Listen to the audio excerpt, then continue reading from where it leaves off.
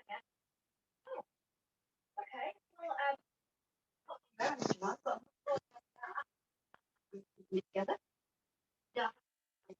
And my being bored, you must know what I take what that's not.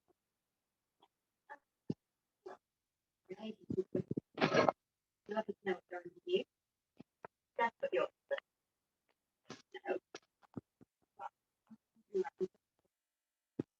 okay.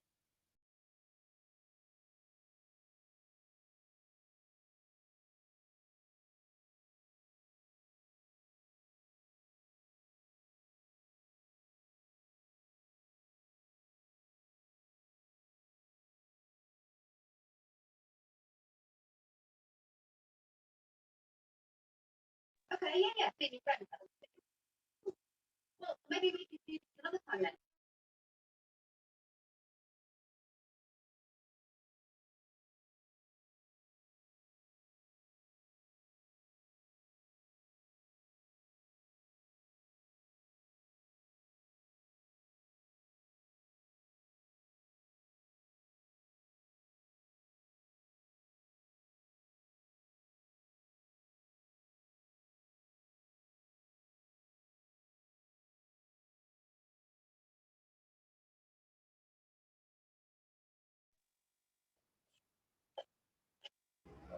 Some of the application drawings are actually quite extensive, and they go right up to the Grove Verge.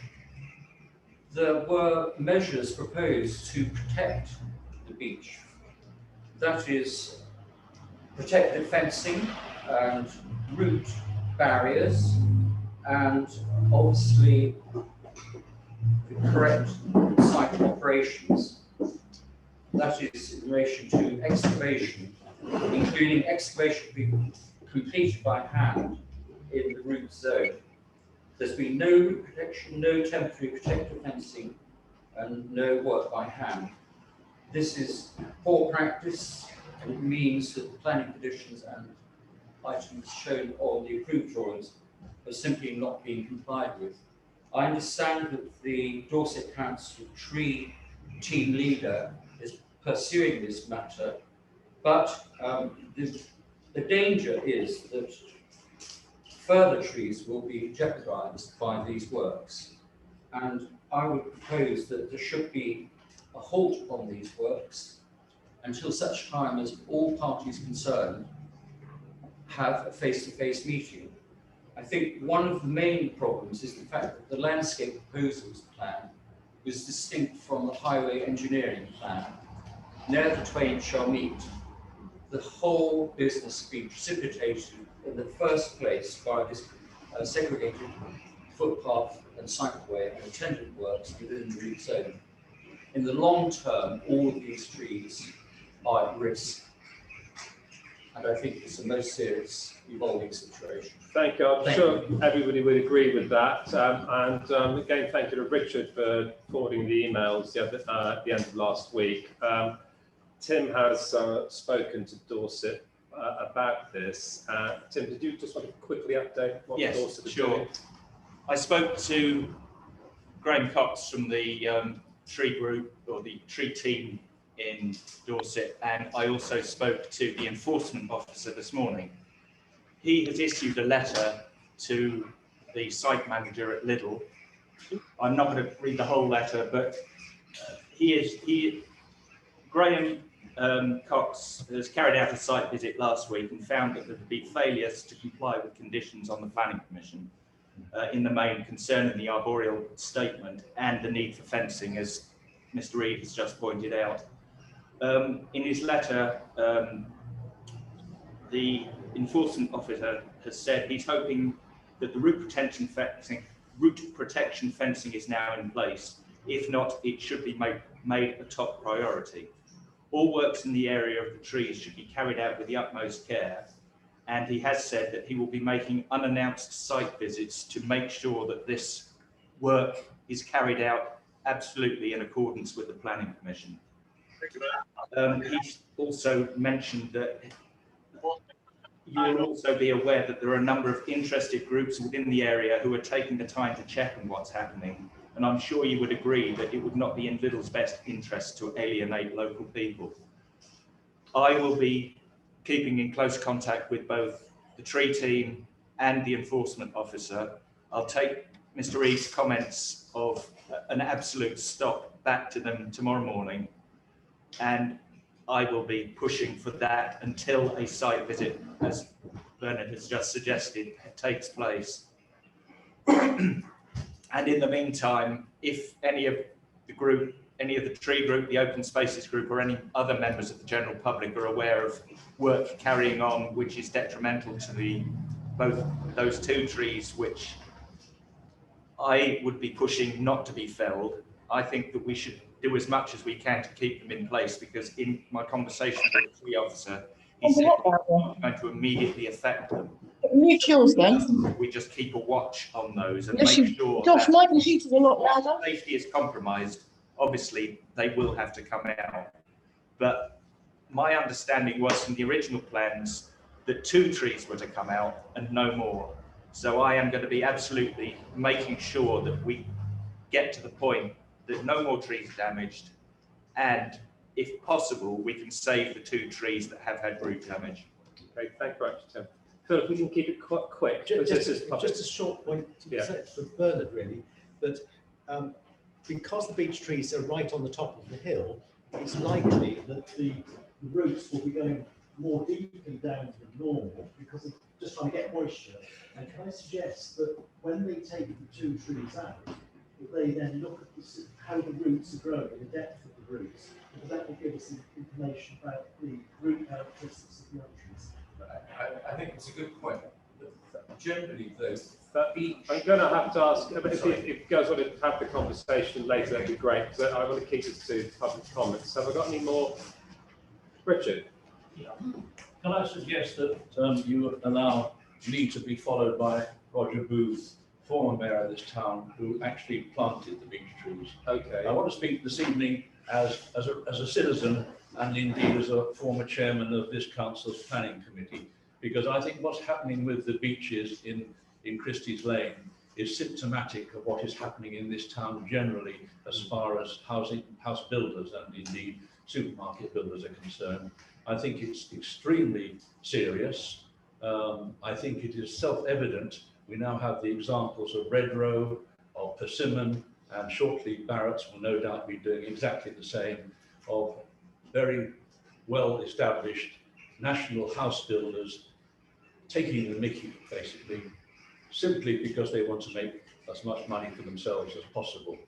This town and this council should start saying no, no, no. Now, you're not the planning authority, but you are the representatives of the people of Shaftesbury. You should be kicking and screaming and making a fuss. You have 2 people on this council who are actually county councillors, who have the keys. They can walk into the offices and make a fuss. It should be done formally and properly, but that is what should be happening. This work should be stopped. Stopped right now. Bernard just told me it's too late to save those extra 2 trees. He says the damage has already been done. I mean, I'll defer to his knowledge. It may or may not be, but I have a strong suspicion that Liddell's probably won't care too much if there's an entire row of beech trees fail. And then a lot of people driving along see their lovely shop and pull in and spend money in their shop. They don't care about this avenue, which is a commemorative avenue. Phil's probably the only one here that was there at the time, and certainly Roger was. Here's a picture of him planting the trees. It was to commemorate the 80th birthday of the Queen Mother. Earlier information I distributed was wrong. I got 10 years too soon. I do have to comment on a couple of other items, but I think it might be better, Chairman, if I suggest, if you hear Roger before me, and I'd like to come back with a couple of other points on other issues after that. Okay, of course. Thank you, Mr. Mayor. Just going on a little bit from what Richard has said, just a very brief history. I planted the very first tree at Christie's Lane, accompanied by 2 children from the then Christie's School. It was done as a commemoration, as he's said, for 80 years of the Queen Mother's birthday. with permission to her and also to name a garden after her, which we duly did at the same time. Now, we planted exactly 80 beech native trees, and I have these visions of years to come, driving up through Christie's Lane, seeing a lovely avenue of trees. I've had to bite the bullet a couple of times since then, because we've had the Tesco entrance, Pound Lane entrance, and there's 2 mini roundabouts. I've reluctantly accepted that's for the better of Shaftesbury, but this is a step too far, quite frankly. I do hope that we can save some money, but I'm worried about the rest of them as well. We're just going to have a scattering of trees there, and it's letting down the people that went before for review. We all made a decision, the town was happy, the town fundraised, and we did what was the right proper thing for the town. So I do urge you all to do everything in your power to lobby, to have words with county councillors, get them working, do everything you possibly can to protect these trees and any other possible ones that might be damaged for them. They need a little bit of care and attention, but that's what you're here for, as a council, to take some of the canopy off. The canopy is quite overgrown on the Pound Lane side as well, it needs some attention. But in this particular instance, I feel, something needs to be done urgently, and I plead with you all to do it, please. I would like to come back on something else later, but I'll let speak and come back to you then. Thank you. We'll do that. As you heard, Tim is sort of chasing it up, so as fast as we can. So we'll get an update as they develop. Okay. I understand. So, I'd hi. like to speak, please. My name's Michelle Rutherford. Good evening. Hi. I wasn't quite sure last week who owns the wall that's fallen out in Shooters Lane. Is it private or is it council or maintenance from the highway? I believe it's private land. So who actually owns that land with that wall? Because if it's the house at the top, that's empty. And I have been told who may own it. And if that person does own it, I think they need to get behind him with gear and get it repaired. I can put a little bit of detail on it. We have been pestering highways to do something about it for all the time I've been on the council, which is since 2010. They allegedly have got to the stage of having established who owns it, and allegedly they are about to do something to repair it. Now, who's going to pay for this? I don't know. It is privately owned, but because it's the highway authority has authority to insist on repairs being done. And do you know who owns that? I personally don't, but they allegedly do. Well, if it's the person I've been told, I think he can afford to have that repaired, and I think he needs to get it sorted. Yes, I don't think there's any doubt about that. If it's the person I think it is the one who wanted 4 houses in that back garden. Exactly. And we know exactly why he bought that house. And we know exactly how likely he is to do it at his own cost. Yes. But unfortunately, the enforcement, however, we've mentioned it once already this evening, is non-existent. So they're struggling to do something about it. But I think it's a hazard there for the elderly people. Especially with COVID, people haven't been able to walk that. Absolutely. I asked Zoe needs to get addressed quickly. I asked Zoe to chase it some months ago, and I will ask her again, because if you don't keep prodding, they go to sleep again. No, I'm afraid it's a losing battle. Thank and you. also, the rubbish is still in that car park, stinking rubbish in the King's Arms car park. I think you can find some other place for us. We've got a waste site. I know there's been a problem collecting commercial waste, because I spoke to a shop near where I live the other day, and they've been, for some reason, there's been a series of problems of collecting, and that they were promised it being collected. It has been collected now. I don't know what's the situation with King's Arms there. Sorry for interrupting, but it's still there. Yeah, okay, all right. And Claire will follow it up again.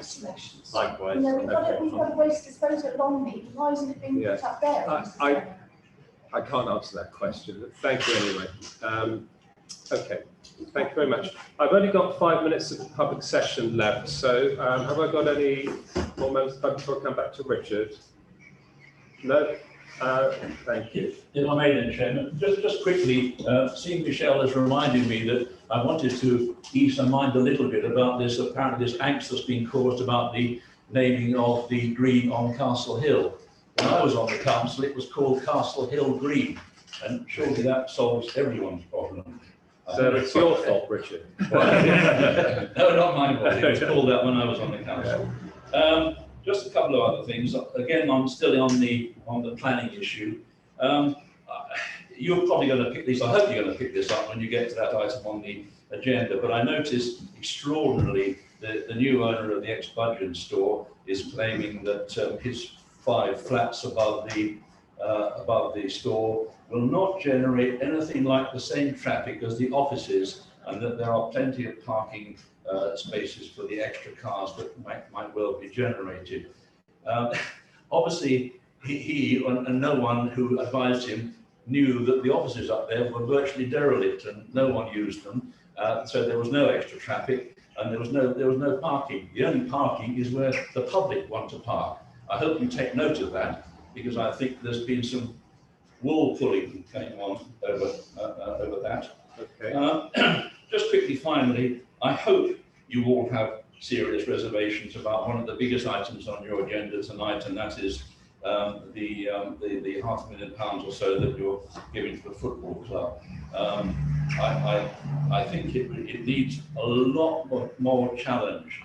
You may already decide it's too late, you've all made up your minds, but I know there are at least 2 members of this council, John Lewis being one, who had reservations about this, and I'm amazed that more thorough research has not gone into the business plan, which is atrocious. It's full of holes. It will cost this council money. It will cost, therefore, the taxpayer money, and I have serious reservations that it's not going to be a huge albatross around this council's necks for years to come. I just caution you on that. All right, thank you, Richard. I can probably squeeze Roger in for a minute. Roger. I see the democratic half an hour that used to be in existence years ago is now the democratic 20 minutes. It is, Anyway, yeah. Mr. Mayor, thank you very much. Just very briefly, you probably will recall that on April the 15th, I wrote you a letter regarding the state of Gold Hill. Yeah. For which I never had an acknowledgement from you, or the courtesy of a reply, which was a bit disappointing. I also, at the same time, wrote to the County Council Planning Department and the Conservation Officer, and exactly the same answer, nil from both of those. I see some trimming has gone on, and it's a little bit better than it was, but could I have an update from you, please, on what the latest position is with the overgrown foliage that's coming out on the highway here and your position vis-a-vis the County Council? Okay. Roger, I thought I had replied to you, and I will when I get home. I'll have a look through on my emails, because I do remember that. I spoke on the question of the ownership. I spoke to Dorset Council.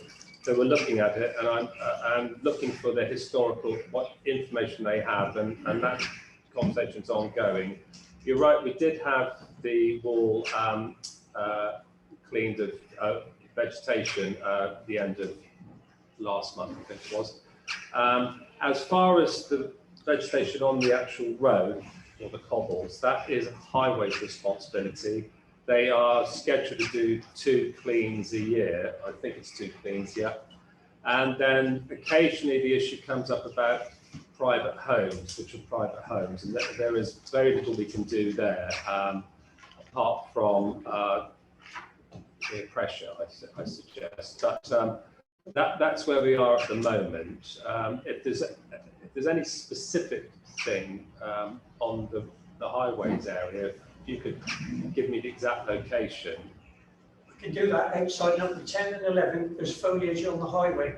And I will remind you and other councillors that the cottages on Gold Hill, their property ends at the front door. Yeah. As soon as the cobbles start, that's the county highway. That should be maintained. It's being allowed to come out about 2 metres now, and it's terrible. What an example we set into people on the town. People come and photograph Gold Hill, stand on there, and you pop in the museum and look at the picture of the 2 Ronnies doing a skit on the hill 3 years ago. There's not a foliage in sight. It needs putting back to its established condition of this national landmark. It's a disgrace.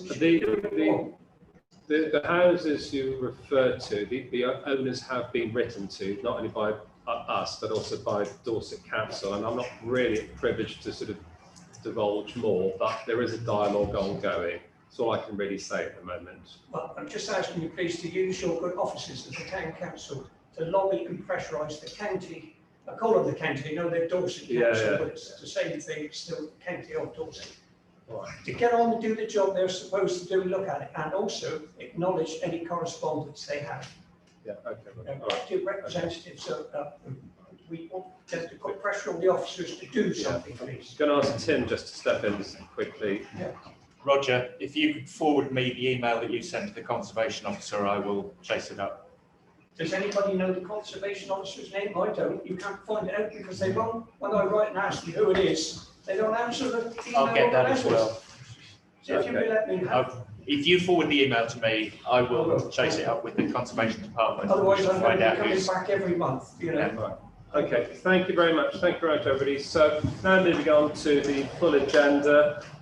First item is to accept apologies. Councillor Hall is not here yet. I have spoken to him this evening. He was travelling back to Shaftesbury. He is coming to the meeting tonight. I don't have an ETA for him. Declarations of interest. Have I got any declarations of interest, please? Tim. Just one as the sitting on the Northern Area Planning Committee. I won't take part in the discussions on the planning issues, but we'll listen. Okay, thank you very much. Item 3 minutes. Just one, Mr. Chairman, can we have a recorded vote, please, on every vote tonight? Of course. I'm also recording this meeting. Of course, thank you, Tim. Easy. Thank you very much. So, going on to the minutes, item 3, we've got 3.2, the minutes of the 3 previous meetings. They have been adopted. It's just to resolve that, to accept them. And then we've got 3.3.1, the minutes of the 22nd of June. Those need to be reviewed and adopted. So, reference the minutes of the 22nd of June. Do I have any comments on them, Tim? I was going to propose that we accept them. Thank you very much. I have a second for that. I've got Jan seconding that. John. Right. So okay, I'll move that to the vote. Then I'm going to propose a second. All those for accepting the minutes of the 22nd of June. That's all. No, we have two not yet voted. Two not yet. Right. We have 9 votes. So that's. Thank you very much. Okay, all those against? I've got no votes against and abstaining. I've got Peter and Karen abstaining. Thank you very much. So item 4 reports. This is just the only thing on there is the strategic plan Q1 update. Are there any questions from any members? I've got Karen indicating. Anybody else? Karen. Yes, hi. Thank you, Chair. Yes, I'd like to start saying that I've never fundamentally agreed with this strategic plan. I've never agreed with the prioritisation. On the strategic plan that's been issued via Hyperlink, I believe that the Castle Mound is a priority. I know from Mr. E that I believe that this has been waiting for around about 2 to 3 years to get off the, moving. And there was associated S106 money. I sent an email quite some time ago chasing about Castle Mound, and I'm quite surprised to see that it's in the bottom of the list.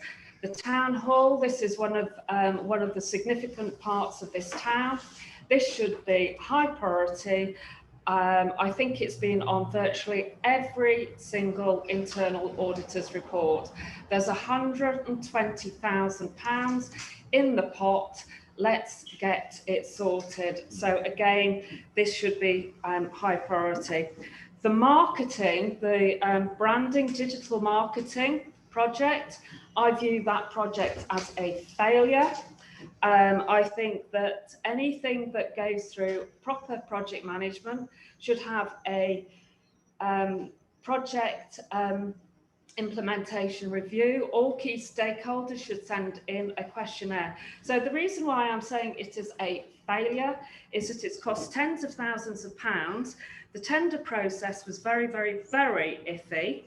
And the engagement of Rocketbox, very, very iffy. And the tourist board have rejected it, don't want anything to do with it. So now we've got a website that's on the town council system that nobody uses. The content is not very good, rubbish. And yet you've actually got volunteers on the tourist board that have been volunteering for decades, maybe longer, and they actually tell everybody what is going on in this town by the hour. So that is a failure. That is a failure of this council, of that project. Car Park 1 and Car Park 2, I consider this to be very questionable. It is costing the town over £100,000, and I think that I've sent around statements about the legalities of what the council is doing. I haven't had an answer yet, and maybe that needs to go to Dorset Council. But in 2011, Deborah Croney was a former North Dorset District Councillor, was clobbered by Grant Thornton, and because they're doing very, very similar antics to what this town council's doing. Karen, can I just interrupt a minute? This is to receive a note and ask for any questions. I know, I mean, you have concerns about a number of things, and you've raised them in the past, and your position's well known. I'm sorry, Chair, you shouldn't have interrupted me. Well, I am chairing the meeting, so I'm just asking, have you got any questions about the strategic plan? I disagree with. I started off with a statement saying that I disagree with it, and I said that. So what's the question then? Why should I ask a question? You're asking us to note and report it. And I'm actually going through systematically, the prioritisation is wrong. Projects are going that are being done by this council that are a waste of money. That are questionable. You've got Car Park 1, Car Park 2. You've got the 3G pitch. I have no idea how that managed to get onto the agenda. That's on the agenda, that item. So. No, the 3G pitch was put onto the strategic plan in a very, very iffy manner, and it's costing this town £500,000. So, I think that the strategic plan needs a complete overhaul. I've given you two projects that should be right at the top, which is Castle Mount and the Town Hall. I think the Car Park 1 and 2 should be removed and 100,000 put back in the pot. I think projects are being done by this council that have failed. And I actually I will be stating that what this council should be doing, all of the open spaces, all of the play areas should be top notch. You should not have like Wincoln Lane with that school right opposite, the dreadful preludic equipment that is harmful for children should have been removed years ago. And so the prioritisation, it should be play areas, open spaces. We should not have open spaces looking bad as it is. And Park Walk, we should actually be sorting out the tarmac and Park Walk. So I'm actually making a statement that I disagree with the strategic plan. Okay, thank you. That's noted, Karen. The only thing I would come back on that is that the tarmac is in hand on Park Walk, and that's a fair point. The plague equipment at Wincoln is not harmful. If you have evidence it's harmful, then please let the clerk know. Now I've got Piers indicating wants to speak, and Alex and Phil. I'll give way, Chair. Phil. Just very briefly, if the clerk wasn't spending 2 to 3 days a week dealing with freedom of information requests, she'd have more time to be able to implement the matters in the plan. Point of order, that statement is untrue. It's controversial. It isn't. It isn't, and that's untrue. Thank you very much. Very you made a point of order, so we'll end that discussion now. Piers, did you want to? Piers gave way. Yeah. No, you don't speak? No, I'm happy to propose that we receive and note the report. I'm waiting to speak. I'm waiting to speak. Alex is seconding that. Yes, I know you're wanting to speak, but there was indications here first. So you're proposing, Alex is seconding. Did you have any questions on it, Alex? No, I think that we're doing very well with regard to the strategic plan. I would point out, however, that the plan is not in a priority list except in a yearly priority list, and I note that the Castle Mound is on a year 1, well, year 0 in fact, so it's already at top priority. Thank you very much. Peter? Two things. Seeing as Councillor Proctor mentioned freedom of information requests, the reason that councillors are having to put in freedom of information requests is because the town clerk is not handing over information which should be freely available. At the end of August last year, my solicitor asked for something which should have been a 5-minute job to put something on a memory stick, still hasn't got it. So then I put in a freedom of information request, and guess what? Still haven't got it. Even provided, ready to go, recorded delivery, reply envelope. So a total failure, Mrs. Commons. Why is that? So, Peter, Peter, I've had this conversation No, with you why before. is it? I am not prepared to listen to you questioning and challenging our staff in that way. And I'm ruling you out of order. If you have a problem and you have a complaint, you address it through the chair of HR. You don't address it here. Why not? So, because it is rude, It's just and been it's mentioned. unprofessional, and is unnecessary. Well, And I am not allowing it, so I am closing the conversation. I am closing the conversation, and I am moving to the vote. And my other point, Councillor Hollington, my other point backs up what Councillor Tippins was saying. This council is totally misguided in what its priorities are. It's simple things like cutting the grass, dog waste bins, looking after our play parks. It's not about suddenly prioritising £500,000 football pitches that nobody really needed because they already had an amazing football pitch. That's why people have so little trust and faith in this town council. Thank you, Peter. I think your position is well noted on that. May I have all those in favour of noting receiving the strategic plan? Show of hands, please. That is 9 councillors. All those against? That's 2 against. That's all councillors present. Thank you very much. We come on to committee reports. These have already been to various council meetings which were held in the sort of strange period we had post Zoom. And this is to that the recommendations are we adopt the bank reconciliation road to the new code of conduct, submit the section 106 recommended allocation to Dorset Council, and adopt the BBQ and allotment policies. These have already been discussed, so that was simply to vote them through. I'm going to go to Alex and to Karen. Alex. I propose that we adopt the recommendation. Thank you. Do I have a seconder for that? Tim and Matt and Phil all indicated that. Phil, I will go for, before I take it to the vote, Karen, did you have a comment to make? Yes, basically, Chair, thank you for letting me speak. At the last time I spoke regarding the 15th of June, the grant authorisation, there were statements made by yourself and another councillor that I went back and checked. So this GEM, it's the 15th of June GEM, allocated £2,182 to This Is Alfred. However, all councillors received all of the grant applications on the 4th of June and did not receive anything from This Is Alfred. I went back and I checked the video recording, and Mrs. Commons has actually stated during GEM that she'd had a late application from This Is Alfred, and I expected people to vote for the £2,182 for This Is Alfred, where the process had not been followed, and no councillor has actually seen that This Is Alfred's application. The minutes have been fabricated to actually state that it looks as if it was all discussed. So I did raise this at the last full council, and you've all ignored me, and I've gone back and I've double checked everything. The process is very clear. If anybody wants to actually apply to this council for grants, they put in a grant application and it's actually looked at by all councillors. I have not seen the This Is Alfred grant application.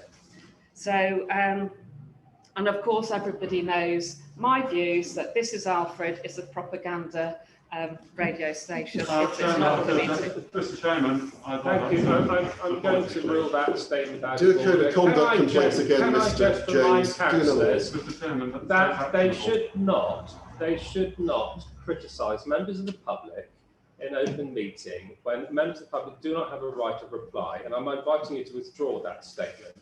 He's not a member of the No, public, I'm Mr. not Chairman. talking to you, He Councillor is Yeo. supposedly I'm not the talking to press. you. I'm So talking why to is this town Councillor council Yeo. giving money to the press? Why? That's bribery. Councillor Hollingshead, oh, wait a minute. Councillor Hollingshead, if you'd like to know that, and I think that this is Alfred has been indicated about this, because of the statements that this is Alfred puts on Facebook about me, I've actually had to have the police involved because they have become misogynistic. So Mr. Chairman, that's actionable. well, you can action whatever you like. This is a fact. I can give the collar number. I was called an old bitch. This council has a duty to protect councillors from. Look, All right, I don't want okay. to start the new session out by warning councillors about their conduct under Standing Order 2 and go through all that. We had enough of that during Zoom. I invite you to just comply with standing orders, normal processes and normal rules of debate. That does not include insulting members of the staff or criticising members of the staff or insulting members of the public or criticising members of the public. It's stating facts. It's not stating facts, Peter Yeo, and stop it, is. All right? I'm warning you now, okay? So I'm moving this to the vote. So we have had a proposal second. All those in favour of adopting these, may I have a show of hands, please? I have got 9 out of 11 councillors. All those against? I've got Councillor Tibbins, Councillor Yeo. Thank you very much. We now go on to payments. This is a regular thing for payments, and that members consider it and agree to authorise them. And Matt, right? Yeah, just two things. How come the water pool bill was less than the public toilets? I just found that a bit confusing. That's all. My second point is that I propose we pay the bills. All right, okay. On that second point, can I second it? Tim, thank you very much. So the water pool was £406.10, 408, thank you. And the water Bell Street toilets was 651. Maybe there were more flushes. That's true. It's very Yeah. much. Would you mind if I followed up after the meeting? Darren? I don't have the answer on hand. It's because the water in the pool is actually just kept It's the same going water. round, and I believe people are being asked A to bit like shower London home. Water Company. Because aren't people being asked to arrive ready for the pool and then go home and shower, and therefore they're not actually using a lot of water, I suspect. That probably answers it. Thank you. Thank you very much. Okay, folks, so we've had a proposal and a second. Any more comments on that? If not, move to the vote. So did we get a proposal in a second? We did. We had Alex proposing, Tim second. Sorry, Matt proposing, Tim seconding. Thank you. All those in favour? We have, looks like 11 votes. Thank you very much. So we come on to the football club lease paper, and the question here is that the we resolved to approve the draft lease and governance side led for Shaftesbury Football Club. Alex, am I looking at you? If that's okay, yes. As council will be aware, we in March agreed to provide a loan and agree a contract with S&C, I believe it is, Slatters, for the construction, shall we call it, of a new artificial football pitch. That pitch has now been completed, looks fantastic, and to all reports that I've had, plays incredibly well as well, and councillors should look to their emails for an invitation for an opening event in early August, which I'm sure will be excellent. The reason that this is back on the agenda is because one of the points that was made in that resolution was that a new lease was required to enable us to pay the loan back through the receipts from this football club. The lease has now been agreed in draft, and the draft lease and the governance side letter are available to councillors or have been made available on the links in the agenda.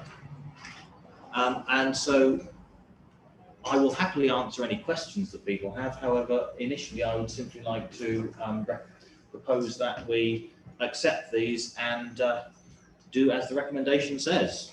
Okay, thank you. Do I have a seconder? Matt seconding. Thank you very much. Got Karen and then John and then Karen. Yes, I must admit, Chair, I really don't like the tactic where you actually push the speech right down to Councillor Chase, so blocking anybody else raising a motion. But I've actually stated many emails and around about the football lease. I haven't had a response at the moment. The resolution 69 was quite clear. The contract for S&C Slatters should not have been signed until this council knew what the football lease was. So who signed the contract? Have you signed it? Have you signed it? Who signed it? I haven't that information here. That was the town clerk in accordance with our resolution on the 29th, I think it was, of March. Well, that signature then has contravened the council resolution 69. That signature should not have been taken place until all of the conditions of 69 had actually been completed. We've only just got the lease.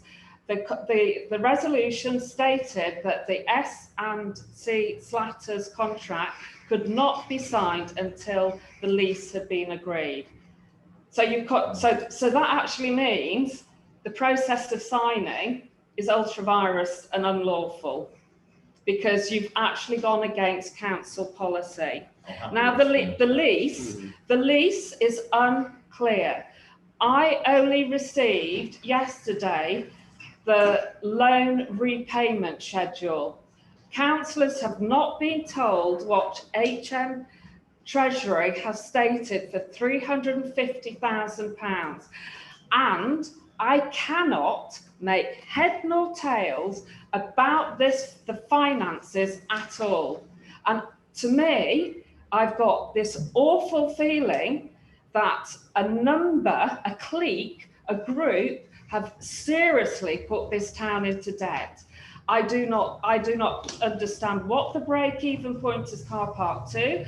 I do not know whether you can legally get the charges from car park 2 to pay for the loan because of, as I was saying, the Deborah Crowley situation. I also look at that lease. I cannot see how the debts are going to be paid.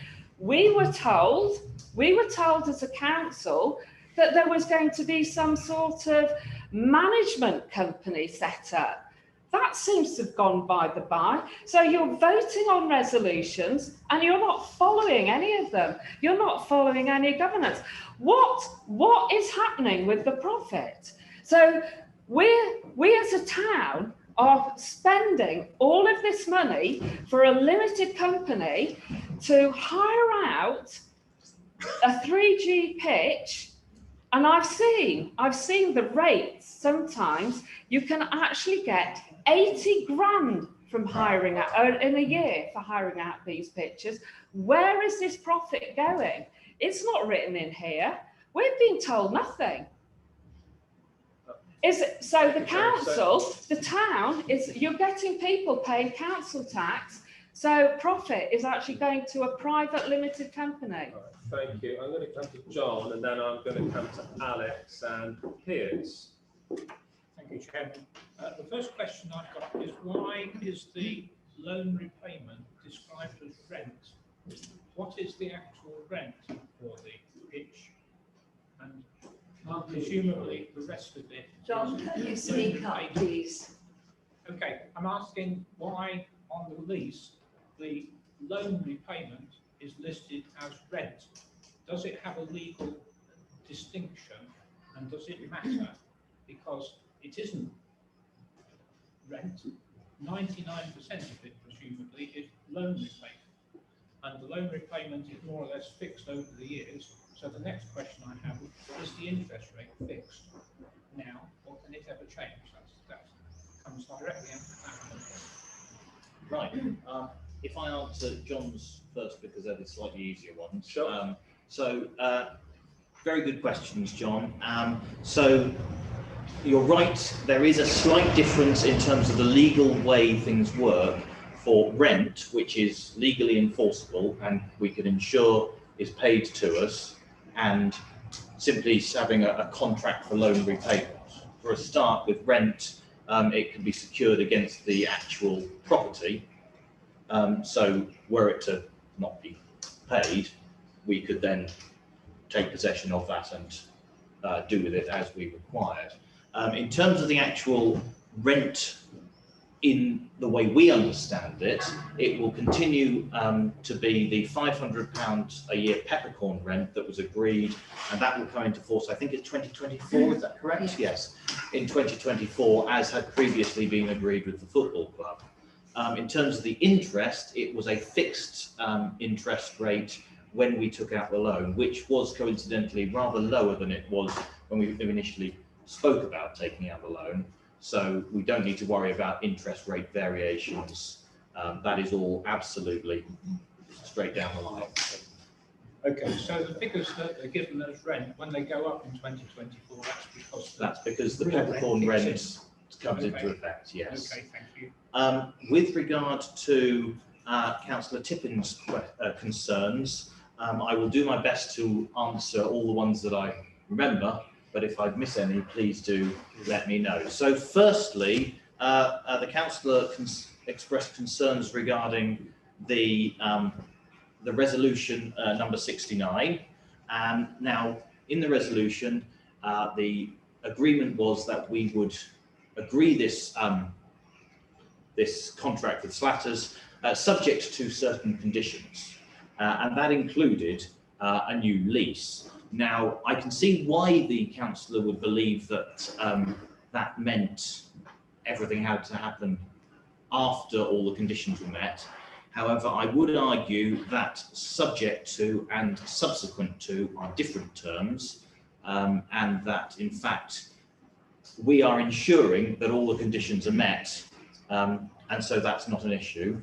I would also point out that to a reasonable person with knowledge of contract and lease negotiations, to suggest that we could physically get a new lease done in time for the work to be started and still finished in time for the new football season would have seemed somewhat absurd. And so I'm perfectly happy that we have done the right thing there.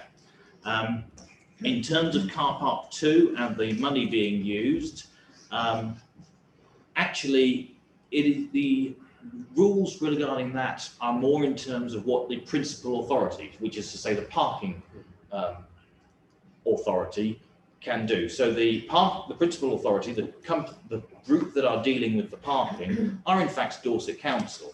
So what we are doing is we are charging them a certain amount of money. Well, in fact, the football club are charging them a certain amount of money to provide parking. So from Dorset Council's point of view, their charges are simply to provide parking for the people of Shaftesbury, which is precisely what the rules and the law says they can do, is they can charge in order to be able to provide the relevant parking. In terms of profit, well, we have an excellent business plan which allows a certain amount of profit, and I think we all agreed that that was to go back into the community in the shape of the football club and providing football to the people of Shaftesbury. Now, how that is done, it could be an improved facilities for the young people of Shaftesbury at the football club.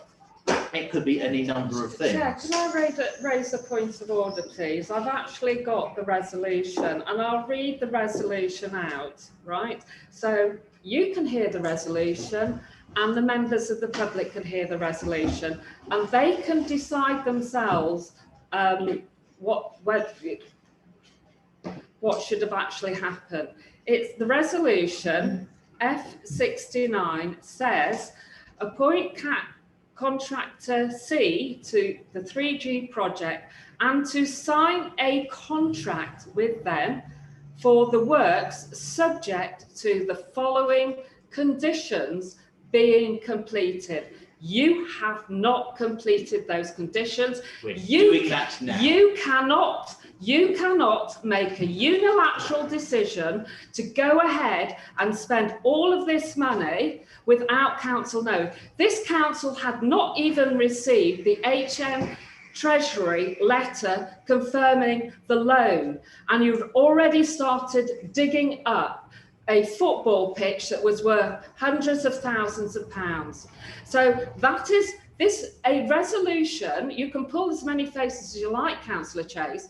A resolution is law. This is why I'm saying what has happened is that you've actually signed, or a member of staff has signed a contract and it goes against the council's resolution. You should have come back to council to get that decision, to do all of these things without these things being in place. Now, I can guarantee... Karen, you've made a point of order, thank you. So I've allowed you time to speak to that. So I'm coming back to Alex, who is continuing his answer to your initial points. Yes, I will simply, with regard to that, I will say, sorry, Karen, I think you're wrong. With regard to it's English, it's law. Okay, thank you. With regard to the rest, I'm not actually sure what other questions there were. Do you recall, Chair? I think it was mainly the concern about with the timing of the lease being signed. The lease will hopefully be signed very soon, because we are ensuring that the conditions that we voted on are being carried out as we promised we would, and as we resolved as a council that we would. So that is why we're bringing this here, because of a promise we made, of a condition that we set. And I am confident that this council will be content with the lease as provided. I've had Piers and then Peter and then John. So thank you, Piers. Thank you, Chairman. I'm very happy with the draft lease and the draft side letter. I think they will fulfil their roles in ensuring that the loan that's allowed us to facilitate this fantastic project will be repaid, and in the very small chance that there isn't, then it gives us the ability to obviously look at possible solutions to that. But as this is hopefully the end of the road and kick-off is fast approaching, thank you, I'm proud of that one. You snigger, Tim. I think it's probably worth taking a moment to reflect as to why we went down this path, because I'm immensely proud of what this council and the football club have achieved together for the good people of Shaftesbury. We have 200 children that take part in football every Saturday morning that are under the threat of losing that training ground in Guy's Marsh. They now have a facility in the town that they can use. That's something to be proud of. I'm also incredibly proud that that facility is now within walking distance of every child in this parish, whereas before you would need a lift down there, which, you know, if your mum or dad works on a Saturday morning, you may not be able to get. We've made football more accessible. That's something to be proud of. The football club hope to start a BTEC registered football academy to support vocational education in this town, giving our young people more life chances. That is something to be proud of. It's open to hire for all. I have groups of friends that are in better shape than I that take part in informal football who are looking to hire that facility. It is open for all. That's something to be proud of. This project is Point of order. It costs £50 an hour. And where's that money going to? Where is that money? I haven't had an answer about the profit. He's talking about you have to pay to use it. It's not a community facility. Will you take your seat, available please? But to pay £50 an hour. Take your seat. It's a self-funding project that is going to support football, and even more impressively, for a local authority project, it's under budget and delivered on time, and that's something we can be immensely proud of. I look forward to celebrating with the football club the project, the football pitch being open, and I would thoroughly support the lease that's in front of us today, and congratulate the Clark and Bree on their fantastic work over the last few months to see us to this point. Thank you very much. Peter. Yeah, just on that, again, people should not forget that £39,000 of S106 money was taken away from the east of Shaftesbury towards that project. Children in the east of Shaftesbury cannot afford £50 an hour to use it, Councillor Brown. And the most shocking thing about this is that it's basically helping directors of a private limited company to keep profits. If you'd actually got them to change to being a community interest company, I might have had some sympathy for you, but you didn't. You're letting a private limited company keep all the profits from the benefit of what this town council has got itself in debt for the next 30 years. It's a disgrace. Thank you, Peter. John. I've got a number of other small points, but they're to do with whether I understand the lease. John, the people over there can't hear Okay. you. Could you stand up perhaps? No. Oh, no. Oh, you I'd forgotten, you can't. I can. John, that was cruel. I can. I'd actually forgotten, I'm sorry. No, it's fine, John. No, don't. It doesn't hurt anymore. Right, let's get my notes together. Lost my place. Right, the queries that I've got are connected more with the fact that I'm not a lawyer, so I don't understand the wording, and I'm just wondering if they can be clarified. Para 6 talks about insurance, and to me it looks as though 6.2b gives a get out of not needing insurance if it can't be reasonably negotiated on reasonable terms.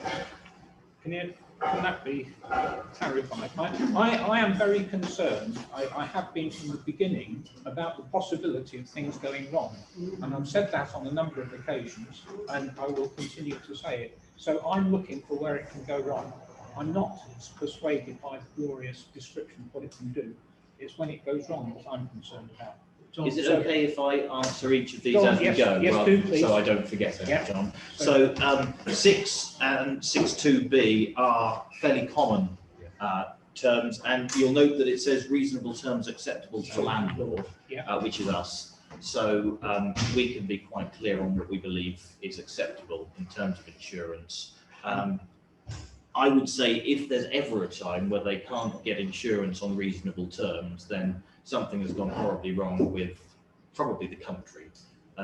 Some people may say it already is, but I don't agree with that. But okay, I mean, the problem with all of these things is they are deliberately vague. They are. And things like reasonable sets the alarm bells ringing. Okay, Yeah. I'll take that one as Oh, okay. but I'm told it was also in the original lease that we agreed many years ago. 2019. Okay, 2 years ago. I was going to say, it wasn't many years ago, because it's only last November that this popped up, I think, wasn't it? Okay, 6.5 then. After damage, suspension of rent. It can be agreed, and in fact, it's not rent because it's a loan. It will still presumably go on accruing interest. So does that mean that if the pitch is not playable and rent is stopped for a while, what happens to the debt? Because that's related to insured risk, I believe that would be part of the insurance. However, I would have to check that with the officers. So I'll get the officers to check that. However, yeah, as it says it's related to an insured risk, then rent should also be included as part of the insurance. And I'm not sure whether that follows, but anyway, if it can be clarified, thank you. And 6.6, part of the same paragraph, if there is irrevocable damage, either party may terminate the lease. So that would finish up with an irrevocably damaged pitch, and presumably still the balance of the loan to pay, which comes to more than the value of the pitch, quite possibly. That would be the case. However, in terms of irrevocable damage, we'd be talking, I don't know, plane crash on it. So I think again we'd be concerned with. They're unlikely. Yeah. But I'm asking. No, that's fair. Okay. Sure. Right.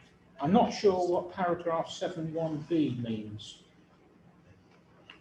Again, it's sort of legal speak probably. I've not jotted it down and I've not got my.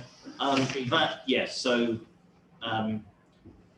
that is designed to protect the tenant from anything that the future governments may by reason of their infinite wisdom, decide that we should be paying on land, but is anything that is currently payable tax-wise is included in the.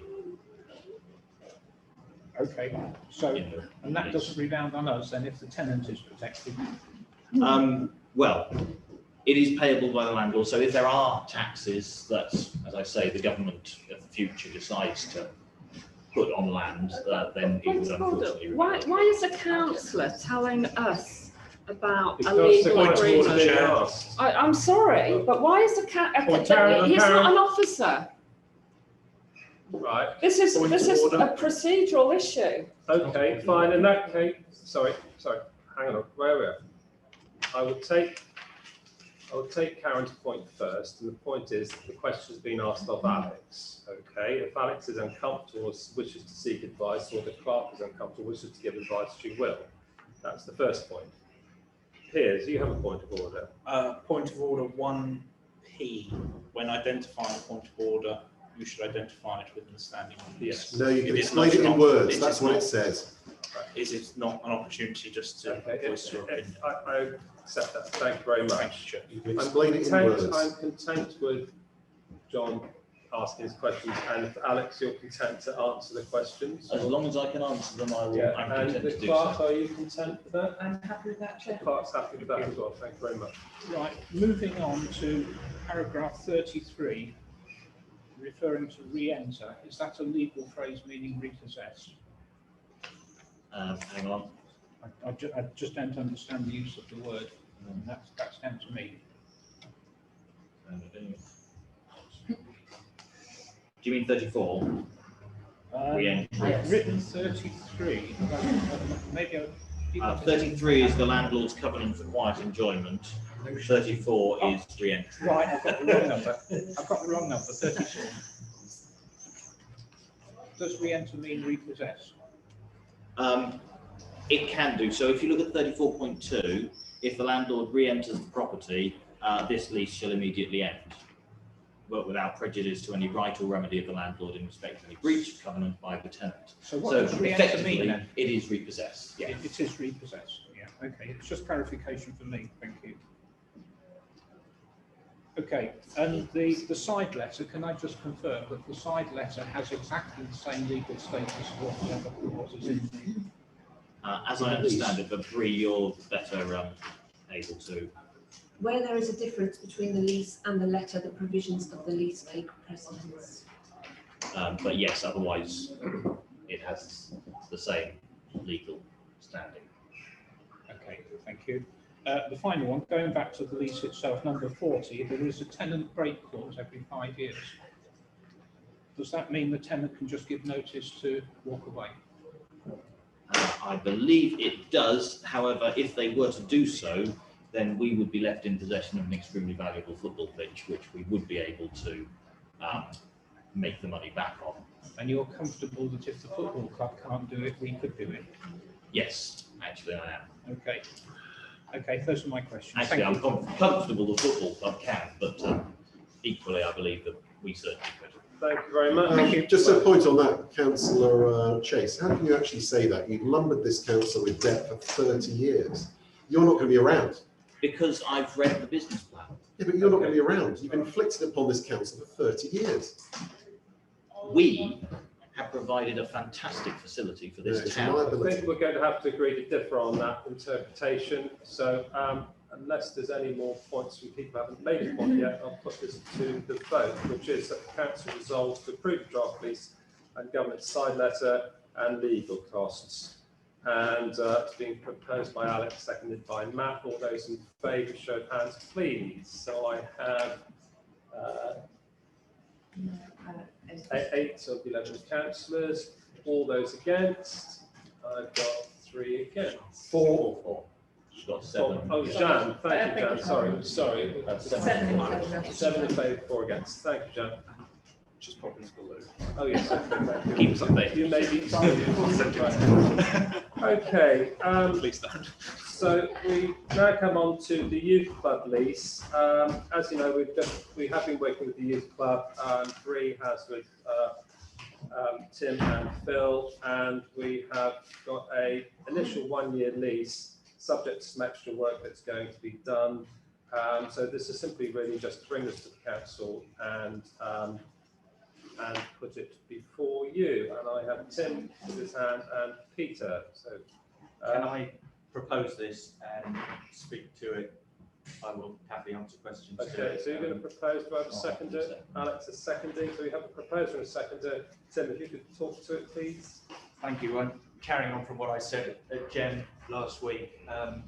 The meeting with the youth club was extremely useful in that it was able to allay a lot of the fears, in fact, all of the fears that they had about our motives as a council for looking at this. We need to be absolutely clear that we are in a legal position to be able to let them carry on doing the great work that they do for this community in the place that they do it.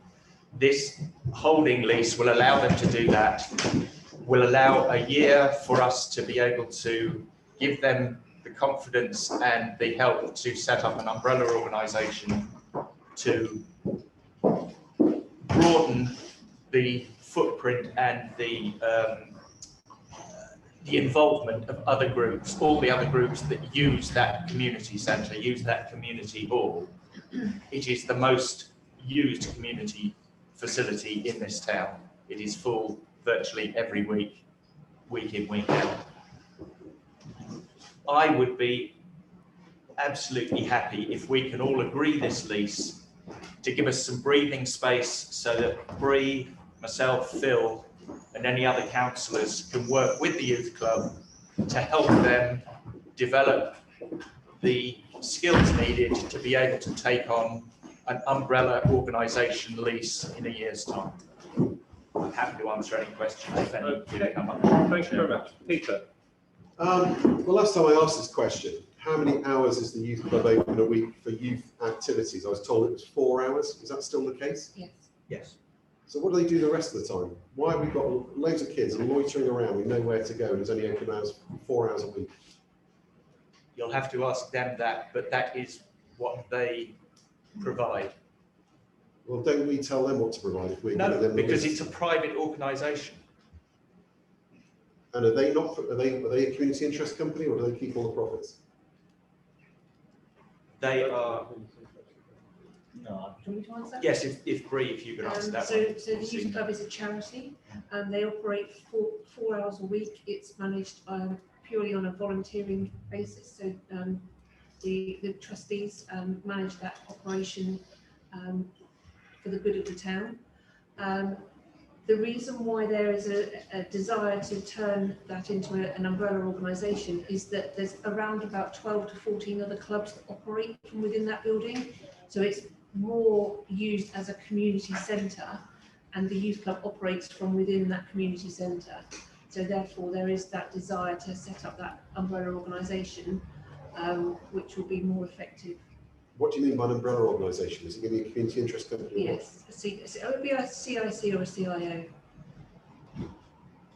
Well, the only thing I'll say is that it needs to have more time for actual youth club activities. Well, the youth club operates outside of COVID on Monday and Thursday evenings. They have trialled a Friday evening that hasn't been successful, but it is reliant on volunteers running that operation. So if more volunteers come forward, then there may be an opportunity to have it on extra days. But at the moment, they've only got the capacity to run it on 2 days. The trustees all work full time, so they've got other commitments. Thanks. Thank you. Yeah, thank you, Chair. Why aren't we told what's going on? I mean, Ms. Logan's just told me stuff there that I got. It's not in any reports, nothing. Who suggested that the youth club should go for an umbrella company? Was that yourself? Have you gone to them and said that they should be an umbrella company? What's happening? Because we as a council haven't actually asked them to change. So have you? And if so, what resolution was there? I don't. Just the question too. So Ms. Logan's just told us as a council loads of stuff. I have nothing. Yeah. I no idea, no reports, nothing. And there's nothing in here about why. My simple question is, who has gone to the youth club to say that they actually should set up an umbrella company? So Tim and Phil went to the youth club. I'm sure Tim or Phil would like to address that point. Yeah, why? Because there's not been a council decision, so there needs to be a... There was in Jem. At Jem. But you held it in confidential session and you didn't tell councillors what you'd said. So, you know, there was no report that came out of that. Do you want Tim? You did not, you haven't, you held a meeting in confidential session in Jem and you didn't tell councillors. Council is a corporate body. You didn't tell councillors that I've not read anything about this umbrella. This is all news to me. Okay, so you've decided. So Karen, I'm just gonna say this. So we have a committee structure to deal with issues. Jem has been dealing with this. Tim and Phil have been fully engaged with this. They've been reported back. I'm not on Jem, though I did read these papers and there's information in here. So I'm not sitting here going, oh my God, I'm surprised I didn't know anything about this, because I've read the papers and I asked the question. So I don't think it's fair councillors coming to the meeting saying they knew nothing about it when it's in papers that were issued days ago, when there's an opportunity to read it and make some comment. Good evening, George. So I'm going to ask Tim or Phil, whichever one of you wants to address that particular point that's being raised about the umbrella company. Okay, is that something you guys can address? Yeah, sure. It's a solution to allow all the groups that use the community facility to be more involved. It also takes the pressure off the current youth club trustees, because they own the building at the moment. We were uncertain as to where the ownership of the building lay. It originally was owned by the National Association of Boys Clubs, which folded some 15, 20 years ago, perhaps. 2011. And therefore, we knew then that, looking back through what has happened since, that we didn't actually have a lease in place for the youth club to be able to carry on. We own the land, they own the building. They aren't in a current position to be able to take on the full responsibility, because it does cost a lot of money and that building is getting older and older. It needs a facelift. I think Phil can probably talk to that. They need help to be able to manage the facility to its best, to provide information, to provide facilities for people. But there will always be a time when that is new information to councillors. Okay, no, I am going to say something. Hang on, sorry, there was a project called I'm The next. Point. I'm next. Karen, please, can I just remind everybody, if you wish to, standing orders say that you have one opportunity to speak during an item. I'm prepared to relax that to encourage debate, but if it's abused, I'll bring that order in. Secondly, any points must be addressed through the chair. This isn't a free-for-all. Now, Councillor Leo has had his hand up. He wants to speak. I'm inviting Councillor Leo to speak. I know that's his second time speaking at this item, but there's some important questions. I'm inviting him to speak, and then I will be coming to Councillor Proctor. Councillor Leo. I would just like to say that this, I believe, is a classic example of why there should not be a general management committee and why it should be abolished. We should just have full council meetings so everybody knows what's going on. The general management committee is fixed. To get on it, you have to be a chairman or a deputy chairman of the other committees. And that's how you get on to the general management committee. That's not democracy. That's not fair. And it is totally unnecessary to have it. It needs to go. I don't have a point. I think the public need to know. No, the public need to know. Karen, I'm sorry, the public need to know. Karen, right, I'm warning you under 2B that if your conduct continues, I shall be putting it to a vote for you to be excluded. I've asked point you of time order. and time again. No, Councillor. Standing order 2B is not for councillors, it's for members of the public. My solicitor told this council the law, and you are ignoring it. And your solicitor is incorrect. Absolutely correct. No, it's not. Is incorrect. So no, it's not. I am warning Councillor Tippins, because I cannot run a meeting with councillors speaking freely and overriding other people. So I'm going to Councillor Proctor. Councillor Proctor. Thank you. The situation was when the Boys Club Association folded, or in whatever the situation was at the time, the building, by terms of the lease, reverted to the town council. So actually, without necessarily realising it, this council has owned that building since 2010 or 11 or something. It's come to, obviously, in going through the leases, Bree is now aware that the lease needs to be sorted out, and therefore that's what we're doing, trying to put a proper lease in place, because the building is being leased to the organisation at the moment. The organisation is going through a period of trying to better represent the various groups there. It's not just the Boys Club as it always was. It's not just the Youth Club as the Boys Club has now become. It's all these other groups, and they are trying to get themselves together to get to proper terms and so on. So Bree has been trying to assist them with putting their organisation together so that we have a proper tenant for the building. At that point, we, in conjunction with them, need to review the building because it's in a sad state. I looked at it 35 years ago and suggested that it needed some significant work done, and it hasn't got a lot better in parts. Other parts of the groups there have replaced walls, they've replaced windows, they've invested a lot of their time and money on maintaining that building, which has saved this council having to spend our time and money on it. So it's going to be a project for the future, but in this initial point is to get a standing lease for a year, so that while everybody sort of works out exactly where we want to continue at the end of that year. Okay, thank you very much. So who does the building belong to, Chair? This council. I thought you said, so hang on, the ownership, when the other organisation folded. It's the same as the same situation happens with any lease. The tenant, the situation is slightly unusual with that youth club, because as Tim stated, this council leased the land only back in the 60s or 70s. What, 60s? I think 60s. I'll put I think 60s, 70s. The Boys Club Association of Dorset have built the building.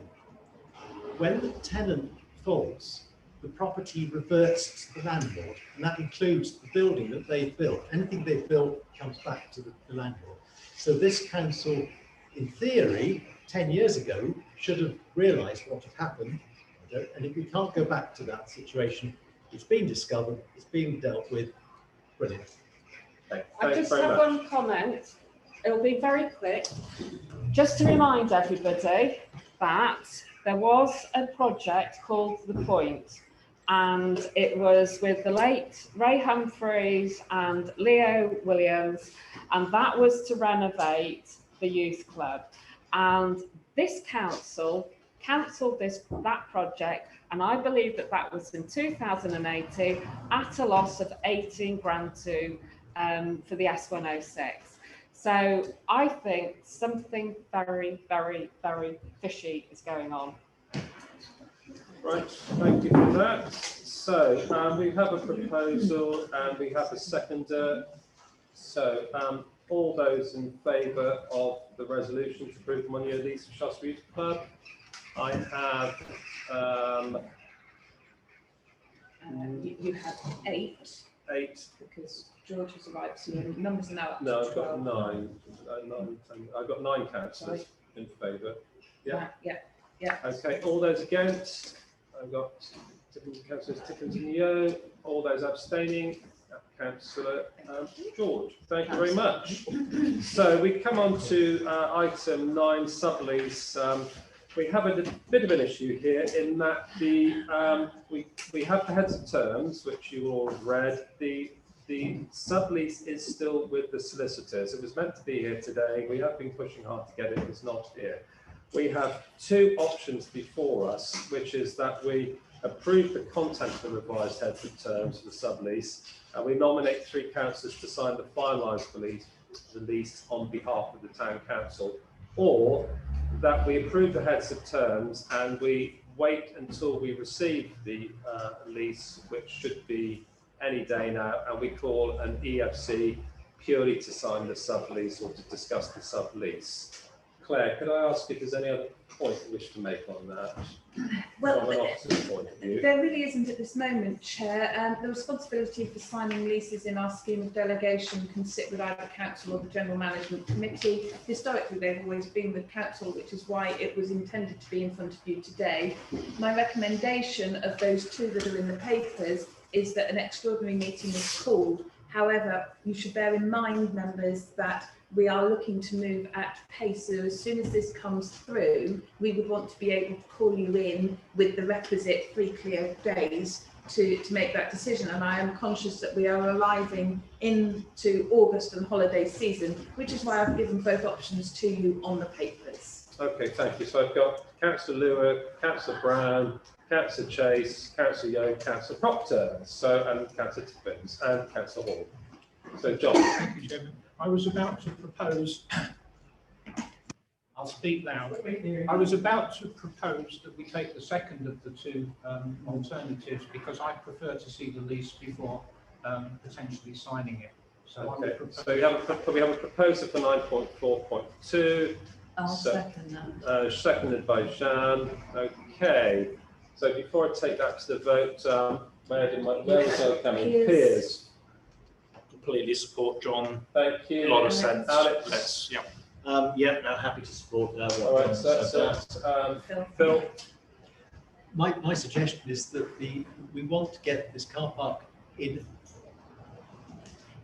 construction and be completed as quickly as possible, because we have residents of Coppice Street having to park anywhere because they can't, where they used to park on this car park, they now cannot. And this thing really does need to be dealt with as quickly as possible.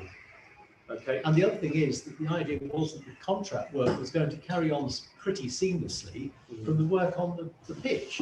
Well, if it runs on too long, we're going to have potential other costs for that delay. So I think it's absolutely vital that we pass a resolution which allows the work to proceed as quickly as possible. And therefore, and what exactly are these sort of wonderful terms going to be? It's a lease that's being put together by the council solicitor. If we can't trust the solicitor, we might as well all pack up and go home. Okay, thank you very much. And then I've got Karen. Yeah, thanks, Chair. Yes, what hasn't been established is whether car park 1 is legal. So, as I quoted the auditor's statements for the Deborah Crony situation. And one of the statements is members had not been made aware of the full cost and impact of capital expenditure. And this is what's happened to this council. When Councillor Chase first came to this council, he stated it was going to cost 23k.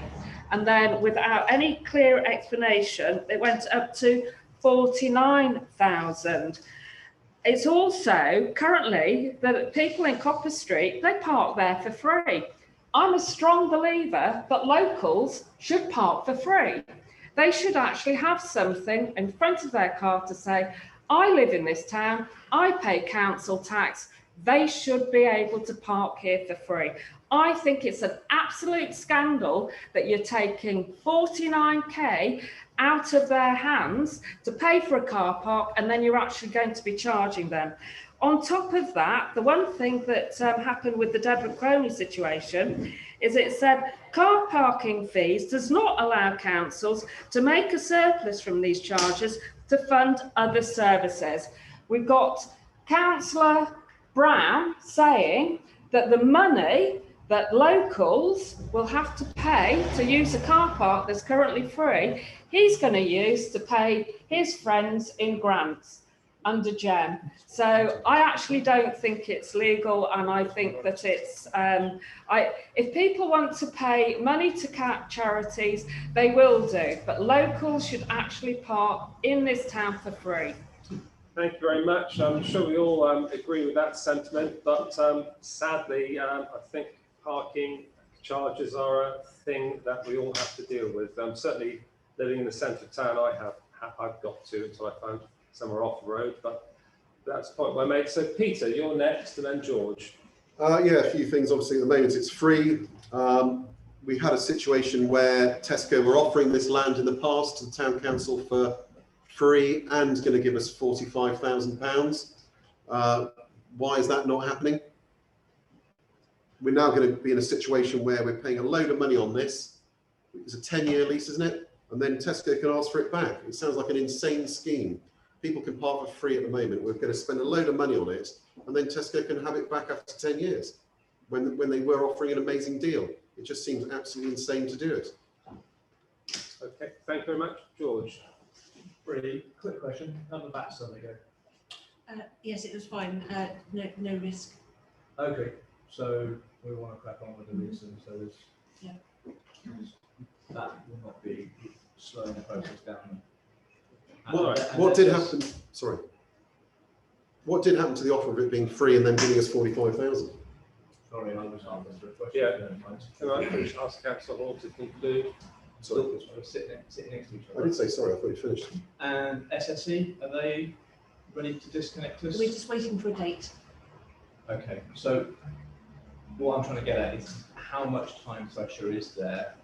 How much are we holding up the contract with the lease, or is it SSE that's holding it? The delays are with SSE and the delays are with the Tesco solicitor. Okay. So pushing daily. Right. So therefore, an EFC is required. Sorry, Right. Chair, What did happen to the offer of it being Sorry, free? hang on a second, Peter. So Tim. So I've missed that last comment that Councillor Hall made.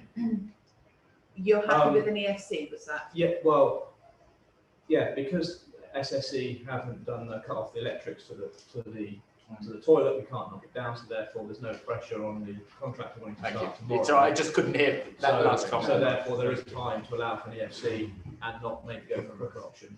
So Peter, is your question on the 45k and the land Yeah, transfer? I've got a historic email that shows Tesco offering it for free and giving us 45 grand. Yeah, that was withdrawn, but we're talking about some years ago, about 10 years ago now. 17.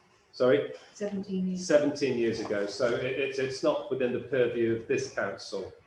Okay, thank you very much. So I've got a proposal by for 9.4.2, the seconder. All those in favour, show of hands, please. So we have 9. That's the council approves heads of terms and the EFC is called once the sublease documentation is received, hopefully in the next day or two.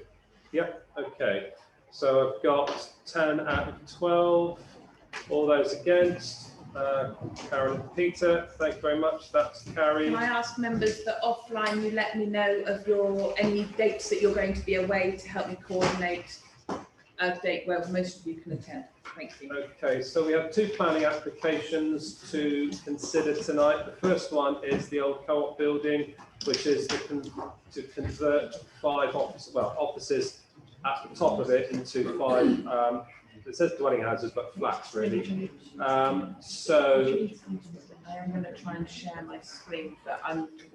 while Claire wants to share her screen, Phil, I'm going to come to him. Phil. I'm just going to say that it's a deemed change of use that doesn't actually need planning. I don't know why they're applying, bluntly. Okay. The government actually wants offices in over shop premises made into flats or residential accommodation. So. Okay, all right. That's a very valid point, Phil. In fact, an extremely valid point. We have been consulted here, but the point noted. Virginia, did you want? I know it's the chamber was talking about this. Were there any views from the chamber that we I want to did ask consider? people what they thought. I mean, do you want me to comment on that now or wait until everyone's had a chance to have a look at the documentation on screen? Maybe we'll do it afterwards. Sure. Okay. Okay, so I think we're good to go. So, Chair Vice, you can hopefully see on the There it screen in is. front of you. Yep. Everybody else, hopefully you can see up there. Phew, that's that one over. Okay.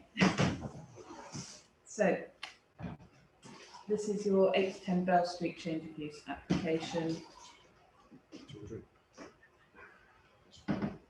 There's anything that you would like me to stop and pause on and look further at, let me know.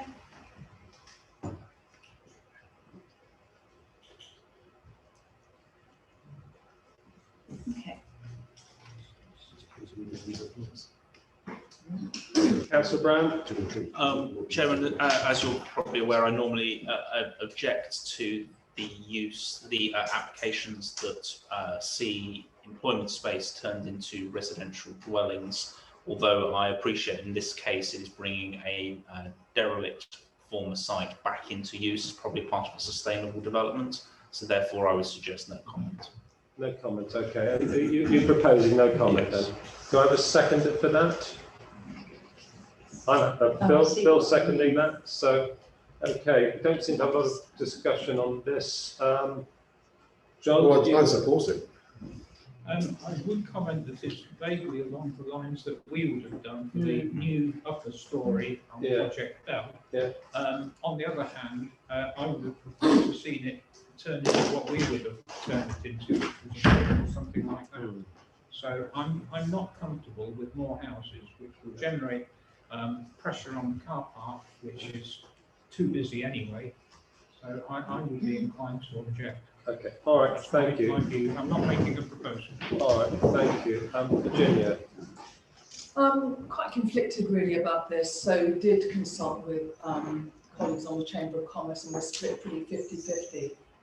I mean, obviously, had the council been able to buy this building, then we would have considered carefully what to do with the upper floors. I mean, I take everyone's point that they haven't been used up till now, but that's only because the business model of the ground floor didn't require the use of the upstairs. It doesn't mean that they could not have been used for business purposes had someone else been involved. And obviously, you know, had the council bought it, then we would have considered carefully, and it would have been our duty to consider exactly what the community might have liked to use it for. And there were many ideas for that. On the other hand, one has to balance out that thought with being objective. It's been bought by a commercial company. It's a very easy option for them. They're not under any obligation to consult with the community. Is it in their financial interests to do up the upper parts in the hope that somebody might take it on?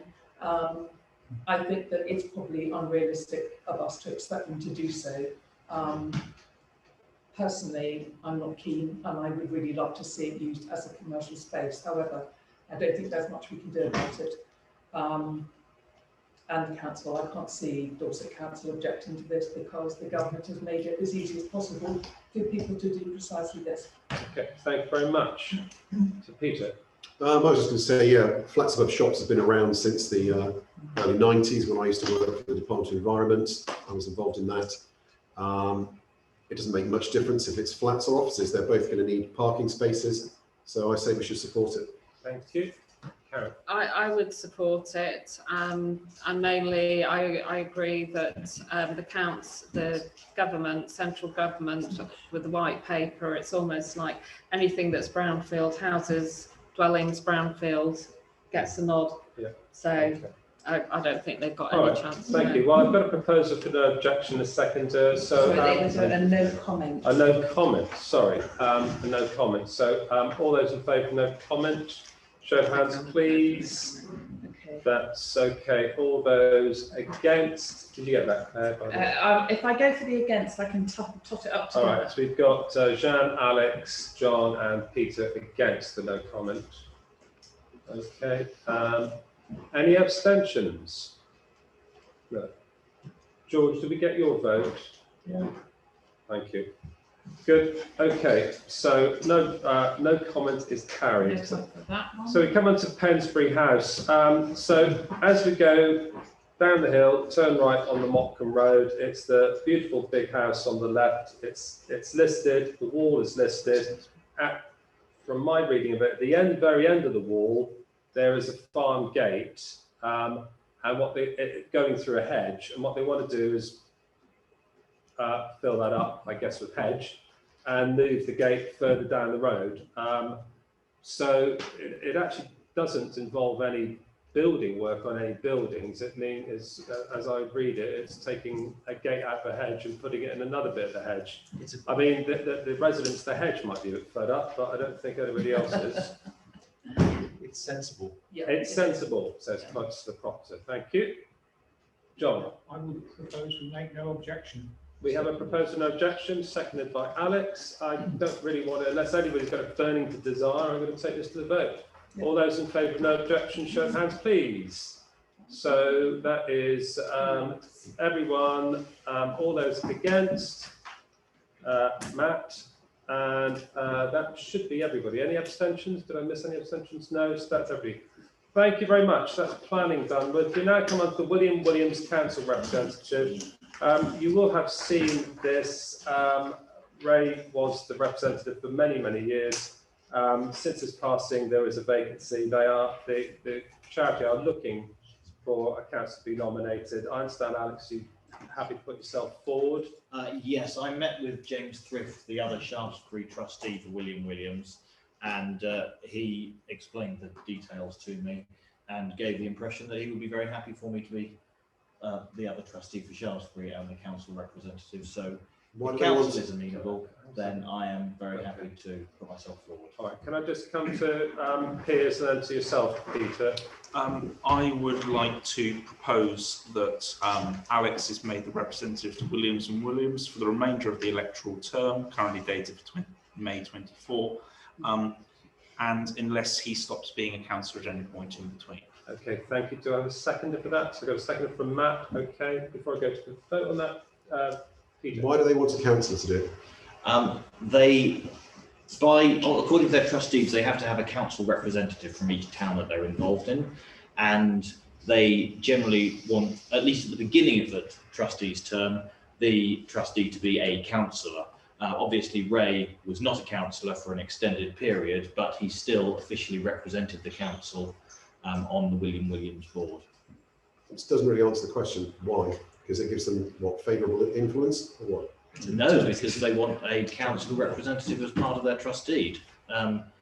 In fact, I don't think there's anything to do with influence in terms of William Williams. They fund young people's education. They provide emergency relief for those who are struggling. There is nothing political about William Williams. So it doesn't sound like there's any need for a council then. It's part of their trustee. It is a legal requirement. It's been going 400 years.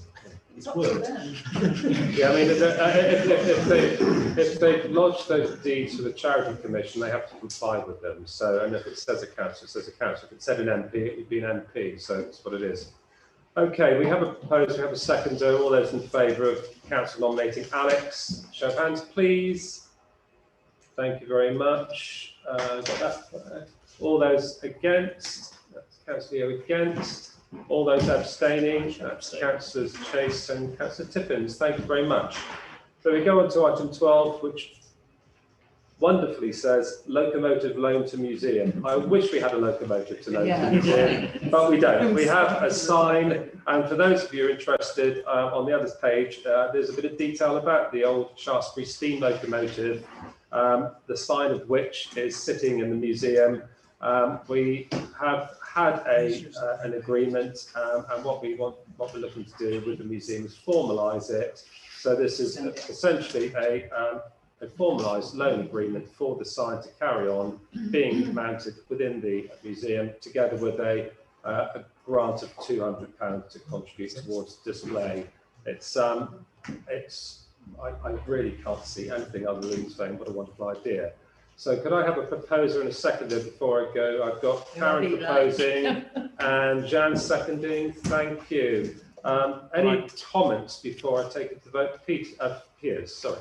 I was going to table an amendment that we don't provide the grant alongside it, but just the loan of the sign. Okay. Do you have a seconder for your amendment? I'm sorry. So we'll move swiftly on. Fair enough. I know when I've lost. Avoid any embarrassment. That's right. Okay. And go to the vote. All those in favour? That looks like a unanimous vote. Thank you very much, everybody. Could I just ask, Chair, which normally on these sorts of documents, I would sign it on behalf of the council, but as my mother-in-law is responsible for the collections at the museum, I don't think it's appropriate to have two of the same family signing the document. So can I have a councillor, please, to do that for me? Okay, I'm happy to do that, Mr. Chair. Thank you. Do we need to formalise that in a vote? Sure. If you, I'm happy that you don't, but if you wish to, because any councillor may sign on a resolution being made, but I just need to know who to phone and chase. Do we also need to resolve on budget lines? Oh, thank you. Yes, let me go back onto that item. So there's no specific budget, so I've given you four possibilities. I think might be. Thank you, Councillor Chase. All right, okay. So thank you, Alex. Yes, so it's simply to agree where the £200 comes from. The most. Can I propose that we go with general running costs and that we also agree that you will sign the loan document? There's some money left in grants. Is there money left in grants, Claire? Yes. There was actually, yes. In that case, I withdraw my proposal and I propose that we use the actual pot for grants in this grant. Right. And also that. So we've got a proposal that the £200 comes from the grants pot, seconded by Phil, and that I signed the papers. All those in favour, show of hands, please. That's a unanimous vote. Thank you very much. Thank you for getting that up. Right, we come on to standing committee. Sorry, John. Chairman, before you move on, can I just remind you, I don't think we voted or resolved where the money for the lease for the football club should come from, because it overspends the budget. I don't recall that being mentioned. So the resolution will overspend that pot on your agreement because it was brought to your attention. And then what will happen in September is I will bring it back to you with options for either environment or drawing from general. Or how does it happen tonight? Okay. Yeah. Thank you. Okay, so take it back to September. Chair, I have a query. I cannot remember us discussing the recommendations of the S106 allocation from the Barrett's development, and I feel that is a significant omission. So there was a resolution in here that we haven't voted on. We did, yes. Yeah, we adopted those. Yeah, we adopted all of those. Those had already been discussed at previous meetings. They were simply brought. It's because we had.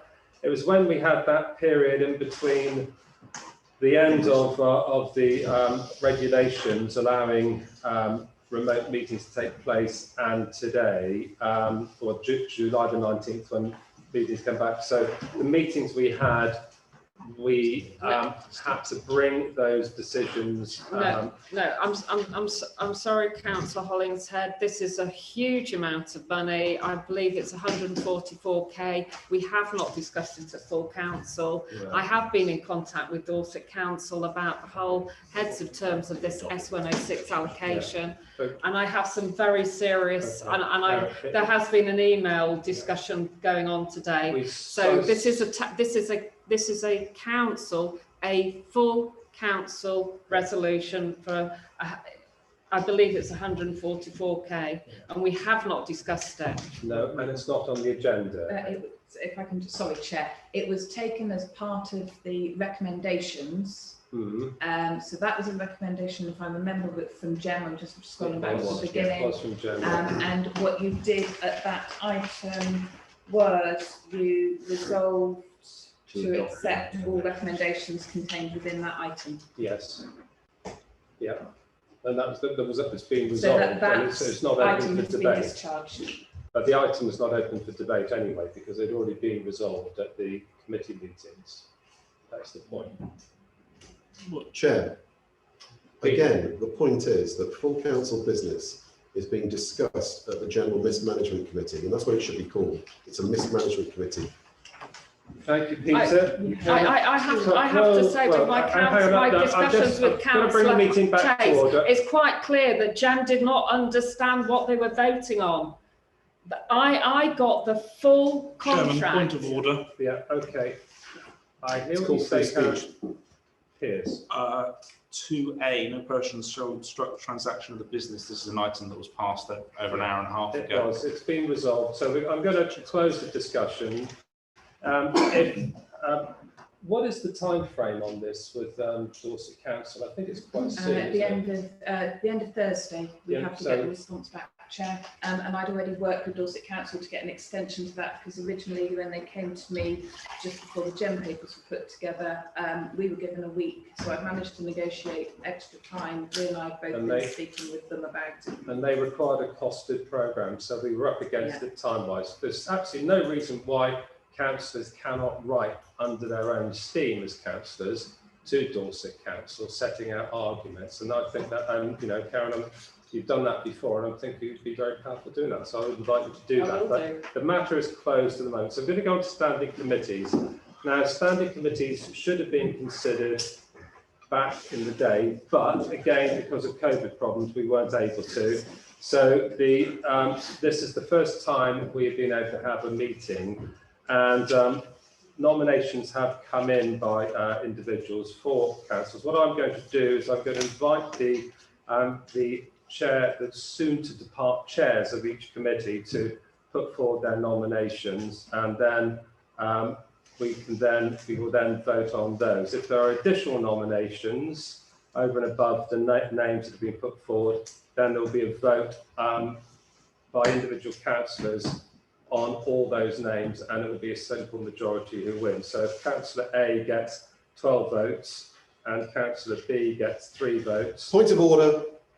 So this is bypassing democracy. You've said it before, but you think you've got the right to pervert democracy. You do not decide who is representing the people of Shaftesbury. This is a shocking way of doing business. I'm going to rule that point of order out because I'm actually setting out what we're going to do. No, you just said that chairs of committees decide. No, I didn't say that, Peter. I said I'm going to invite them to read out the persons who have been nominated. So let's do it and see how it goes. So I'm going to invite Matt, who's stepping down as chair of P&H, to read out the nominations for the P&H committee. If there are any further nominations than the 6 names he's got, then we will vote on all of those names. All right? Okay, I'd like to nominate Councillor Virginia Edmund-Jones, Councillor John Lewis, Councillor Karen Tippins, Councillor Phil Proctor, Councillor Alex Chase, and Councillor Andy Hollinshead. So those are nominations for P&H. Do I have any other nominations? Right, I've got them seconded by Alex. Do I have any other nominations? Point of order on this. This council used to have a procedure where every councillor had to be on at least 2 committees. Is that the case this time? No. Or is another fix where I will be excluded from every council, every committee? Is that right? Peter, am I on any of these committees? Right. First of all, we haven't even decided the committees first. Okay. Why are we discussing it now? Right. Okay. If you just be quiet, let me explain. Why is this the first time I've heard his ideas who's on the committee? Because those are the names that put... Again, why? You're okay, you're on this one. Peter, I'm calling you to order, all right? Now, you are elected as a councillor. You are only entitled to sit on full council. End of. And that applies that applies to every single council in the country. Oh, that is the truth, okay? No, it's not. It is.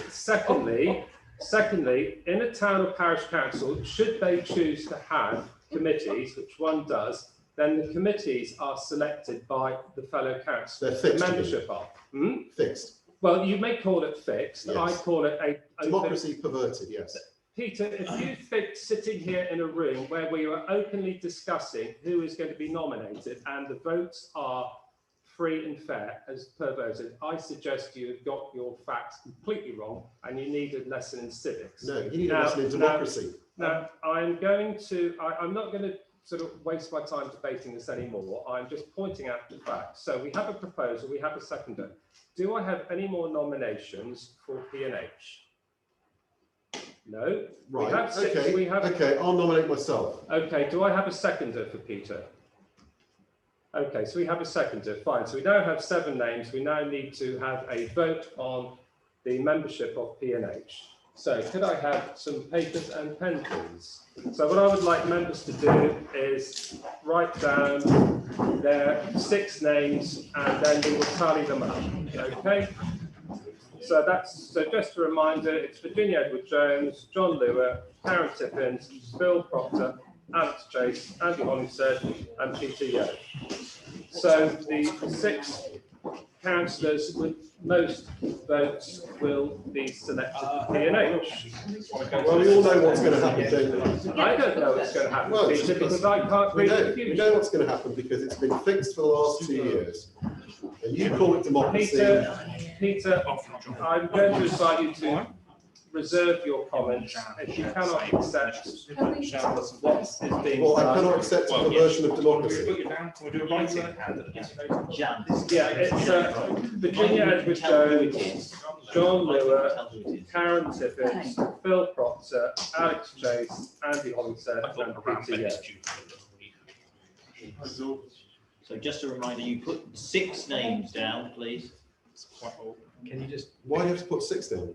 Well, Because if you there are don't only have- 6 members on the committee. Well, you don't have to vote for all of them. No, you don't have to. If you only want to vote for one, you can.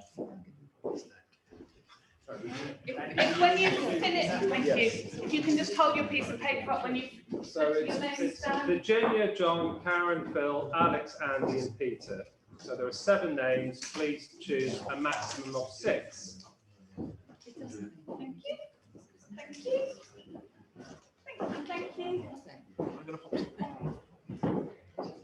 Thank you. Thank you. Chair. Thank you. Have I? Right. 1, 2, 3, 4, 5, 6, 7, 8, 9, 10, 11, 12. Okay. Who have we lost? Yes. Okay. Okay, so first results in, let me just do a tally. So I'm going to use this piece of paper. No, I'm using the piece of paper for tally. Yeah. So do you want to shout them out and I'll take the record? Thank you. Okay, so we have Virginia Edwin-Jones, John Lewis, Karen Tippins, Phil Proctor, Alex Chase, and Hollingshead. We have Virginia, John, Karen, Phil, Peter, Andy. We have Virginia, John, Phil, Alex, Andy. We have Virginia, John, Karen, Phil, Andy, Alex. We have Virginia. Are you okay? Yep. Virginia, Phil, John, Alex, Karen, Andy. We have Virginia, John, Andy, Karen, Phil, and Alex. We have Virginia, John, Karen, Alex, Phil, and Andy. We have Peter and Karen. We have Virginia, Peter, Karen, Alex, Andy, and John. We have Virginia, John, Karen, Phil, Alex, Andy. Virginia, John, Phil, Andy. Virginia, John, Karen, Phil, Alex, and Andy. And I will double check I've had all 12. 1, 2, 3, 4, 5, 6, 7, 8, 9, 10, 11, 12. 12 votes cast. Can you let me, sorry, a minute. Just doing the count.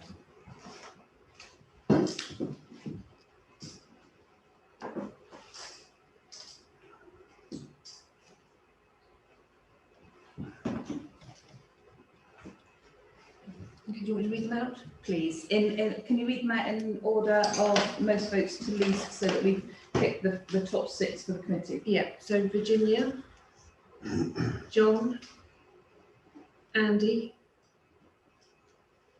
Karen, Phil, Alex, Peter.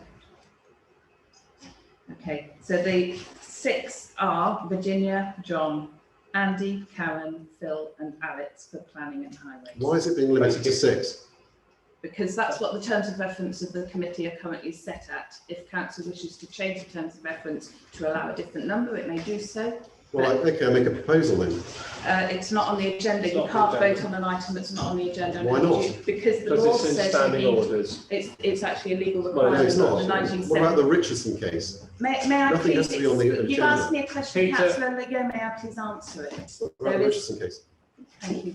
Right, I'm moving on, okay, because we're going to shortly get to 9 o'clock, and I'm prepared to extend the meeting for a brief period to deal with committees, but not to waste time. So I'm going to. It's not wasting time, is it? Councillor Yeo, it is wasting time. No, it's not. You're Councillor Hall, preventing me could I- representing the people Councillor Yeo, that we've just gone through elected me. democratic exercise. That's not democratic. Right, okay. I've got peers. After you, John. That we ask Councillor Yeo to leave the meeting because he's ceased to failed to obey. Okay. No. Point of order proposed to remove. Okay, thank you very much. I have a point of order under Cap 2B to, so there's a resolution to remove Councillor Yeo from the meeting. Shall I? Do I have a second? Has Councillor Yeo been warned under Standing Orders 2A? I do not believe so during this meeting, so I think it would Possibly not. So prudent to do I that think now. we'll treat this as a warning, but I'm going to move on to Councillor Hall now for Roads Committee. Thank you very much. So the nominations for roads are Tim, Piers, George, Bill, Jan, and Victoria. Thank you very much. Do I have any? Do I have any more nominations for roads? George, could you just I read those didn't again, hear that. please? I actually didn't hear that. No, I didn't. Would you like me to read them back? Yeah, I'll get it again. Quite capable of speaking loudly to computers. Can we have bits of paper? Then it'd be easier if we have Right. paper, then we can read them out. We get a chance of remembering. We only need to vote, surely, if there's another person. No, there is, yes. Can we hang on 2 seconds, everybody? So we have nominations of Tim, Piers, George, Phil, Jean and Virginia for Roads Committee. Do I have any other nominations? Say that again. I can't. Tim, Piers, George, Phil, Jean, Virginia for Roads Committee. Do I have any other nominations? Yeah, nomination. Okay. Yeah. Sorry, who are you nominating? Me. You're nominating you. And Right. myself, and I'll second Karen Tippins. All right, so you're seconding Karen, okay, and you're nominating yourself, Peter? Yes. Okay, and you're second. Okay, so we have 8 nominations now. We're going to go past 9 o'clock. Seconder for George's, because he's proposed it. Thank you, Alex has Alex. seconded it, so. Now, we've reached 9 o'clock, so, yeah, but we're still to 9 though. Where is it? It's 9 o'clock. It's 2 hours from the start of the meeting, not including public consultation. Okay, So so you ran it's for 20 past 20 9. minutes. You've got 20 minutes. Okay, cool, that's great. We've got 20 minutes. Let's get this done. Thank you.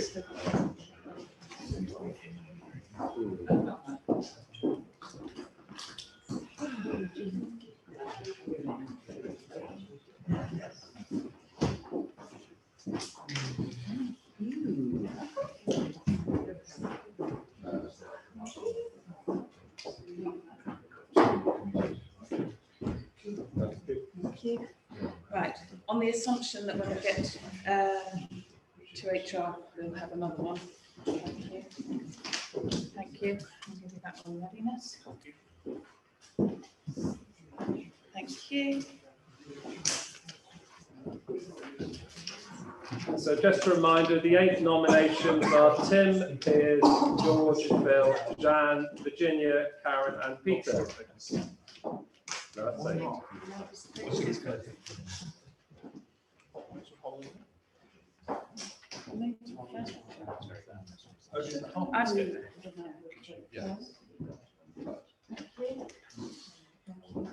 Initials.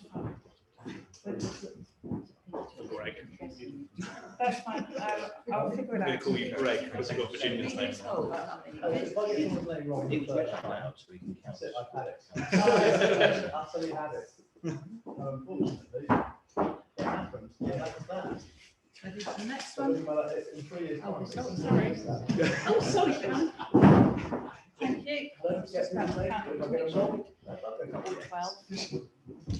Sorry, Virginia. Break it is then. I'm sure there's some short ones. Do we have all the votes back into Rose Committee, 5, please? 6, 7, 8, 9, 10, 11, 12. Okay. So we have Karen Tippins and Peter Yo. We have Tim, Piers, George, Phil, Jan, Virginia. Tim, Piers, George, Phil, Jan, Virginia. Tim, Piers, George, Jan, Karen, Peter. We have, thank you, Andy, Alex, Jan. Hang on. Whoa, Hang sorry. on. Yeah, Andy's not. Andy and Alex are not No, nominated. no, but I'm reading out what the list is. Yeah. So maybe put them in buckets. Yeah. Andy, Alex, Jan, Matt, Piers, Phil, George, John, and Tim.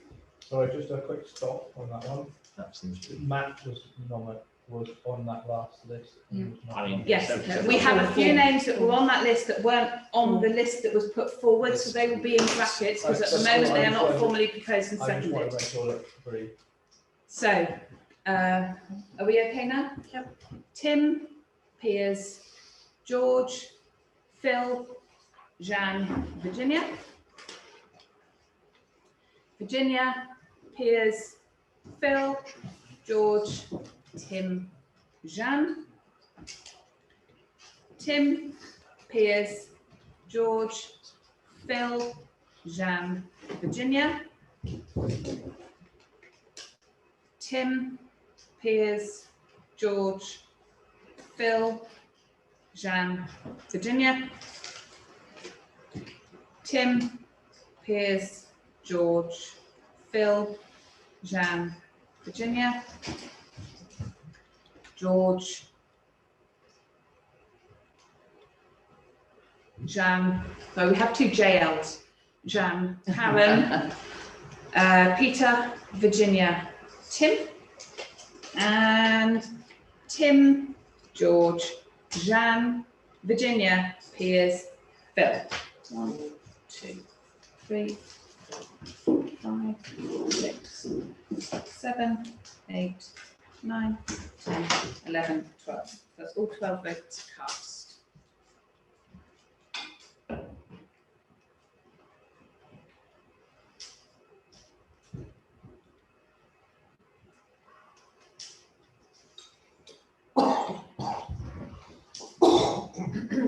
Okay.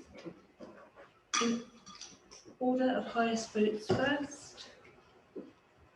Tim, George, Jan, Piers, Phil, Virginia. 1, 2, 3, 4, 5, 6. Karen and Peter. Thank you. So that's Rose Committee voted on and selected. Thank you very much. So I'm going to ask Alex to read out the nominations that have been received for the HR Committee. Thank you. So just a reminder, we've got 5 on HR. And the nominations I have are Alex, Tim, Matt, Andy, Jan. Do I have any more nominations for HR? Quick one on HR, is there a sub-rule we have that there has to be a female representation on HR? It's not in there at the moment. That's just something in the back of my head and that's grey and fuzzy back there. Yeah. We have got a female in the Jan's in this been- nomination. No, that's No. fine. but if it was legal, we couldn't then, let's say, vote Peter on instead of Jan, is what I'm saying. So, Well, it's hardly likely I'm going to get voted on, is it? 'Cause it's all fixed. So, have I got any more nominations? Yes, Karen? I nominate Councillor Tippins. Thank you. And who's seconding Councillor Tippins? Oh, well, she can nominate herself, I'll second her. Right, okay, so Karen, you're standing. Peter, I take it you're standing, are you or not? Yes, if You are Councillor Tippins will standing. not be Okay, so, thank you. Okay, So can I just ask who's seconded? Karen and Peter are seconding each other. Okay, thank you. So we have 7 nominations now, which are Alex Chase, Tim Cook, Matt, myself, Jean, Peter and Karen. So we now need to vote on those, please. 5 names or less, ideally.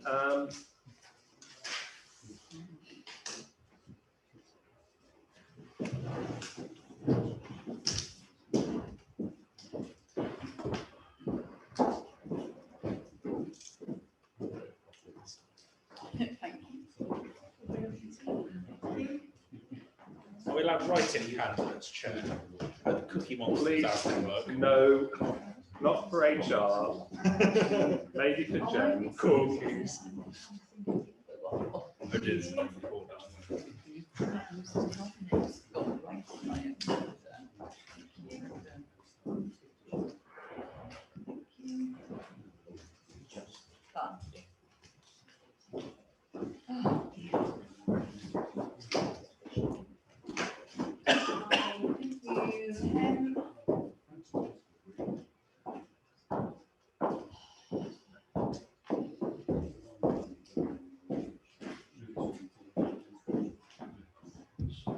Thank you.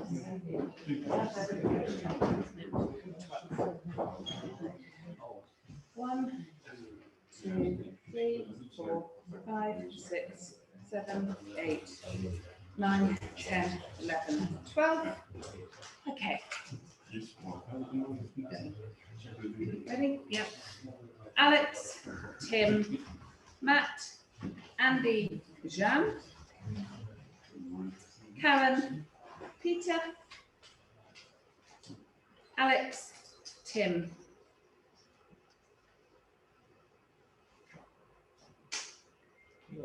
No.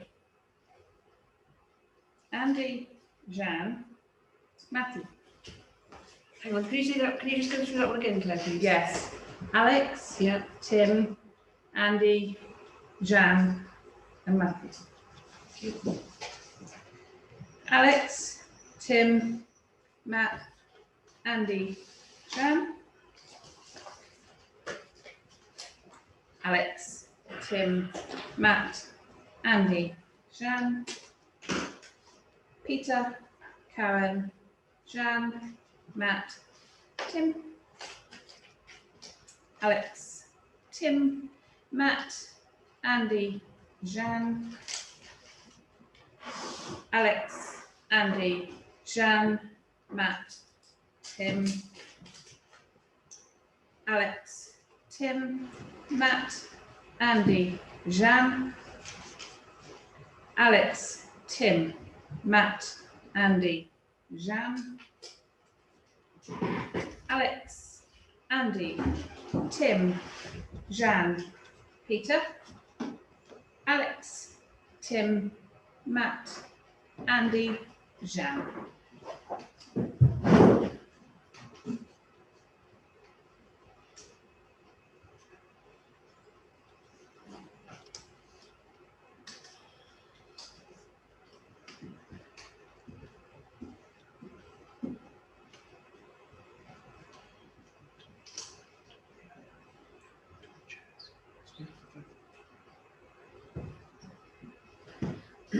Okay, starting from the top, Tim, Jean, Andy, Matt, Alex, Peter, Karen. Okay, so the committee membership is 5 for HR, so that's Tim, Jean, Andy, Matt and Alex for HR. Thank you. So that's HR voted on. Thank you very much. So we now come to A slight correction, 13.4.1, it says, following the resolution of committee membership, committee members of HR, Roads and P&H will elect their chairs and vice chairs from their number. This is not correct and has been looked up by the clerk. In fact, it was addressed last time. It's council who will elect the chairs and vice chairs of the committees, and the chairs and vice chairs, as you know, will automatically become members of the General Committee. We will then need to select one or two co-opted members to GEM, depending on how the committee chairs and vice chairs fall out. So how do we go about doing this? Okay. I propose an amendment. Can I just take some We haven't advice got a first? We proposal haven't got a yet. proposal yet. Okay. Well, I propose an amendment in advance.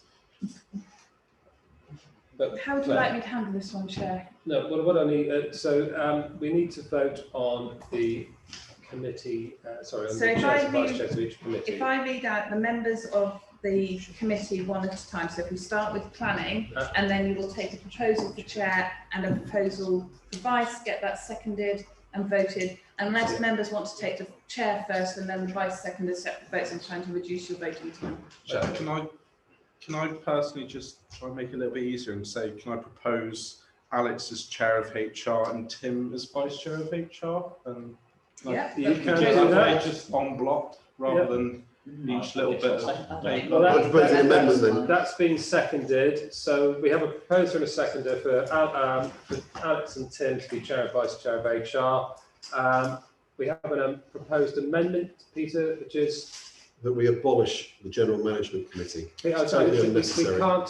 We can't take those sort of items in this because it's a standing committee of the council. It has to be either have an agenda item or a member's motion for it to be discussed. It's not on the agenda, so it's simply, I'm giving the decency of a straightforward explanation. The Richardson case proves that you don't need to put in a motion. You can just say it in a meeting and it happens. I'm going to invite the clerk just to address that particular point.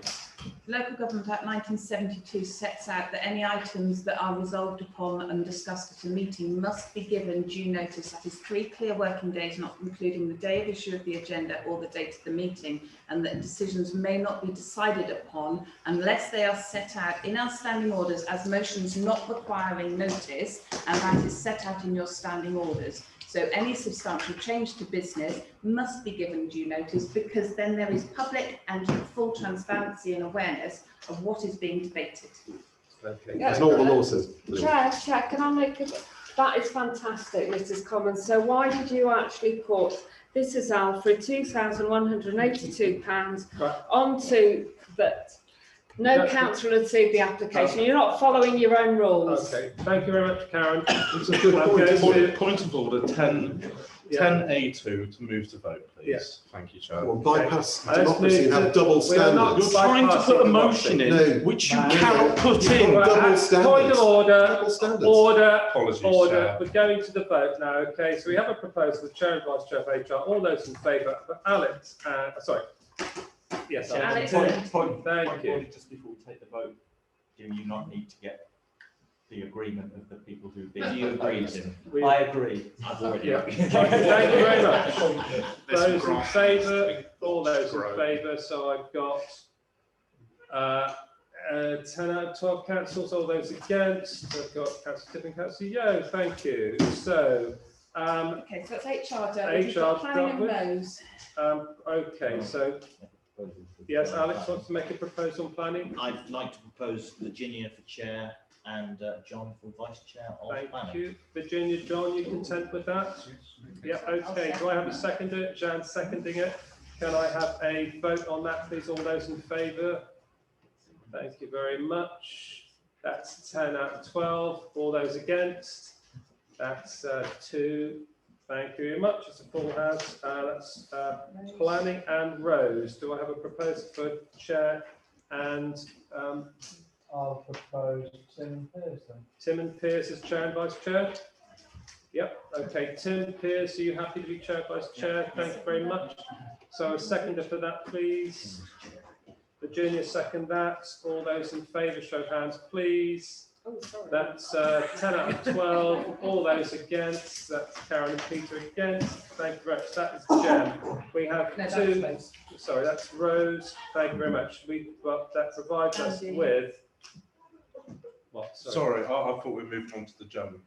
We are moving Oh, on to Jem, but so how many members of Jem have we got?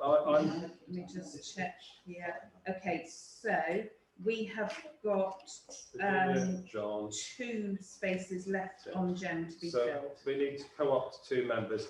Do I have any nominations for co-op for Piers, you had your hand up, followed by George. Can Piers? I propose Phil and George as the 2 additional members on Would you be Jem? content to be on Phil, George?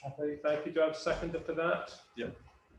Matt seconding that. So I had a show of hands from Peter. No, I was going to propose Councillor Tippins. You're going to propose, Councillor. We have a 3rd nomination, Councillor Tippins. Okay, do I have a? No. Well, you Yeah, propose yourself, I'll second it, Yes. and the same with me. Okay, so we have 4 nominations for the co-opted members now. So we need to do a vote on that then. So the nominations are Phil Proctor, George Hall, Karen Tippins, Peter Yeo. Is there a reason why Councillor Brown is sniggering and laughing and giggling like a... Well, it's because they perverted democracy yet again. I think... Sorry, I'm just wondering what time last call is at the mitre. No, you weren't. You were Well, we sniggering have, and giggling, folks, we have... giggling of our Right, exclusion. like a- can I have, please, can I have good conduct and behaviour in the council? Well, that's a joke, isn't it? I would just say that we are engaged in a democratic exercise, and I wish Yeah, it's people called would perverting democracy. Can I just ask members, if you've written the answers down, great, can you put them in order of chair and then vice? Or if you haven't, It is- then this just... is the No, I'm not, co-opted oh, members. sorry, I beg your pardon, beg your pardon. I'm just, you've lost me now. So Thank you there very are much. 4 names, Phil, George, Peter and Karen. We only need 2 names or 1. Thank you. Yeah. Thank you. One more look round. Thank you. 1, 2, 3, 4, 5. You've got your 2 down that you want. 7, 8, 9, 10. I know, but I have to write them down first. That's okay. She'll know which is mine.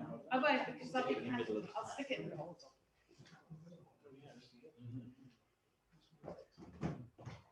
You probably know my writing anyway. Actually, I so many- haven't been able to work it out today. There's only so many combinations. 2 out of 3. Okay, right, we'll go quickly. Okay. Phil and George. George and Phil. Phil, George. Karen, Peter. George, Phil. George, Phil. Karen, Phil. George, Phil. Phil, George. Phil and George. Sorry. Phil and George. Karen, Peter.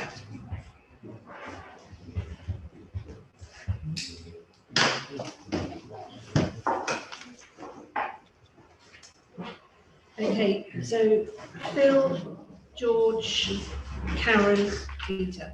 Thank you. So that is the resolution there that Jem is fully staffed, which concludes that item on the agenda. Just need chair and vice of the committee, I'm sorry.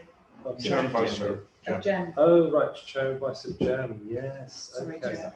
So do I have a nomination for chair and vice of Jem, please? Can I nominate Councillor Piers Brown and Councillor Tim Kerr? Thank you. Do I have a seconder for that? That's Alex Chase. All those in favour of that? Yes, we will. Well, there you go, yes, as they did it last You year. have to do it now. That's 10 out of 12. All those against, Karen and Peter. Right, thank you very much. Which I think does finally bring the meeting to a close. Thank you very much. Thank We've you, just Chair, bang at on 2 hours. 9:21. Superb. Thank you very much for your time, and I think that was a very valuable 20-minute session, applying democratic principles. Oh, come on. Absolutely.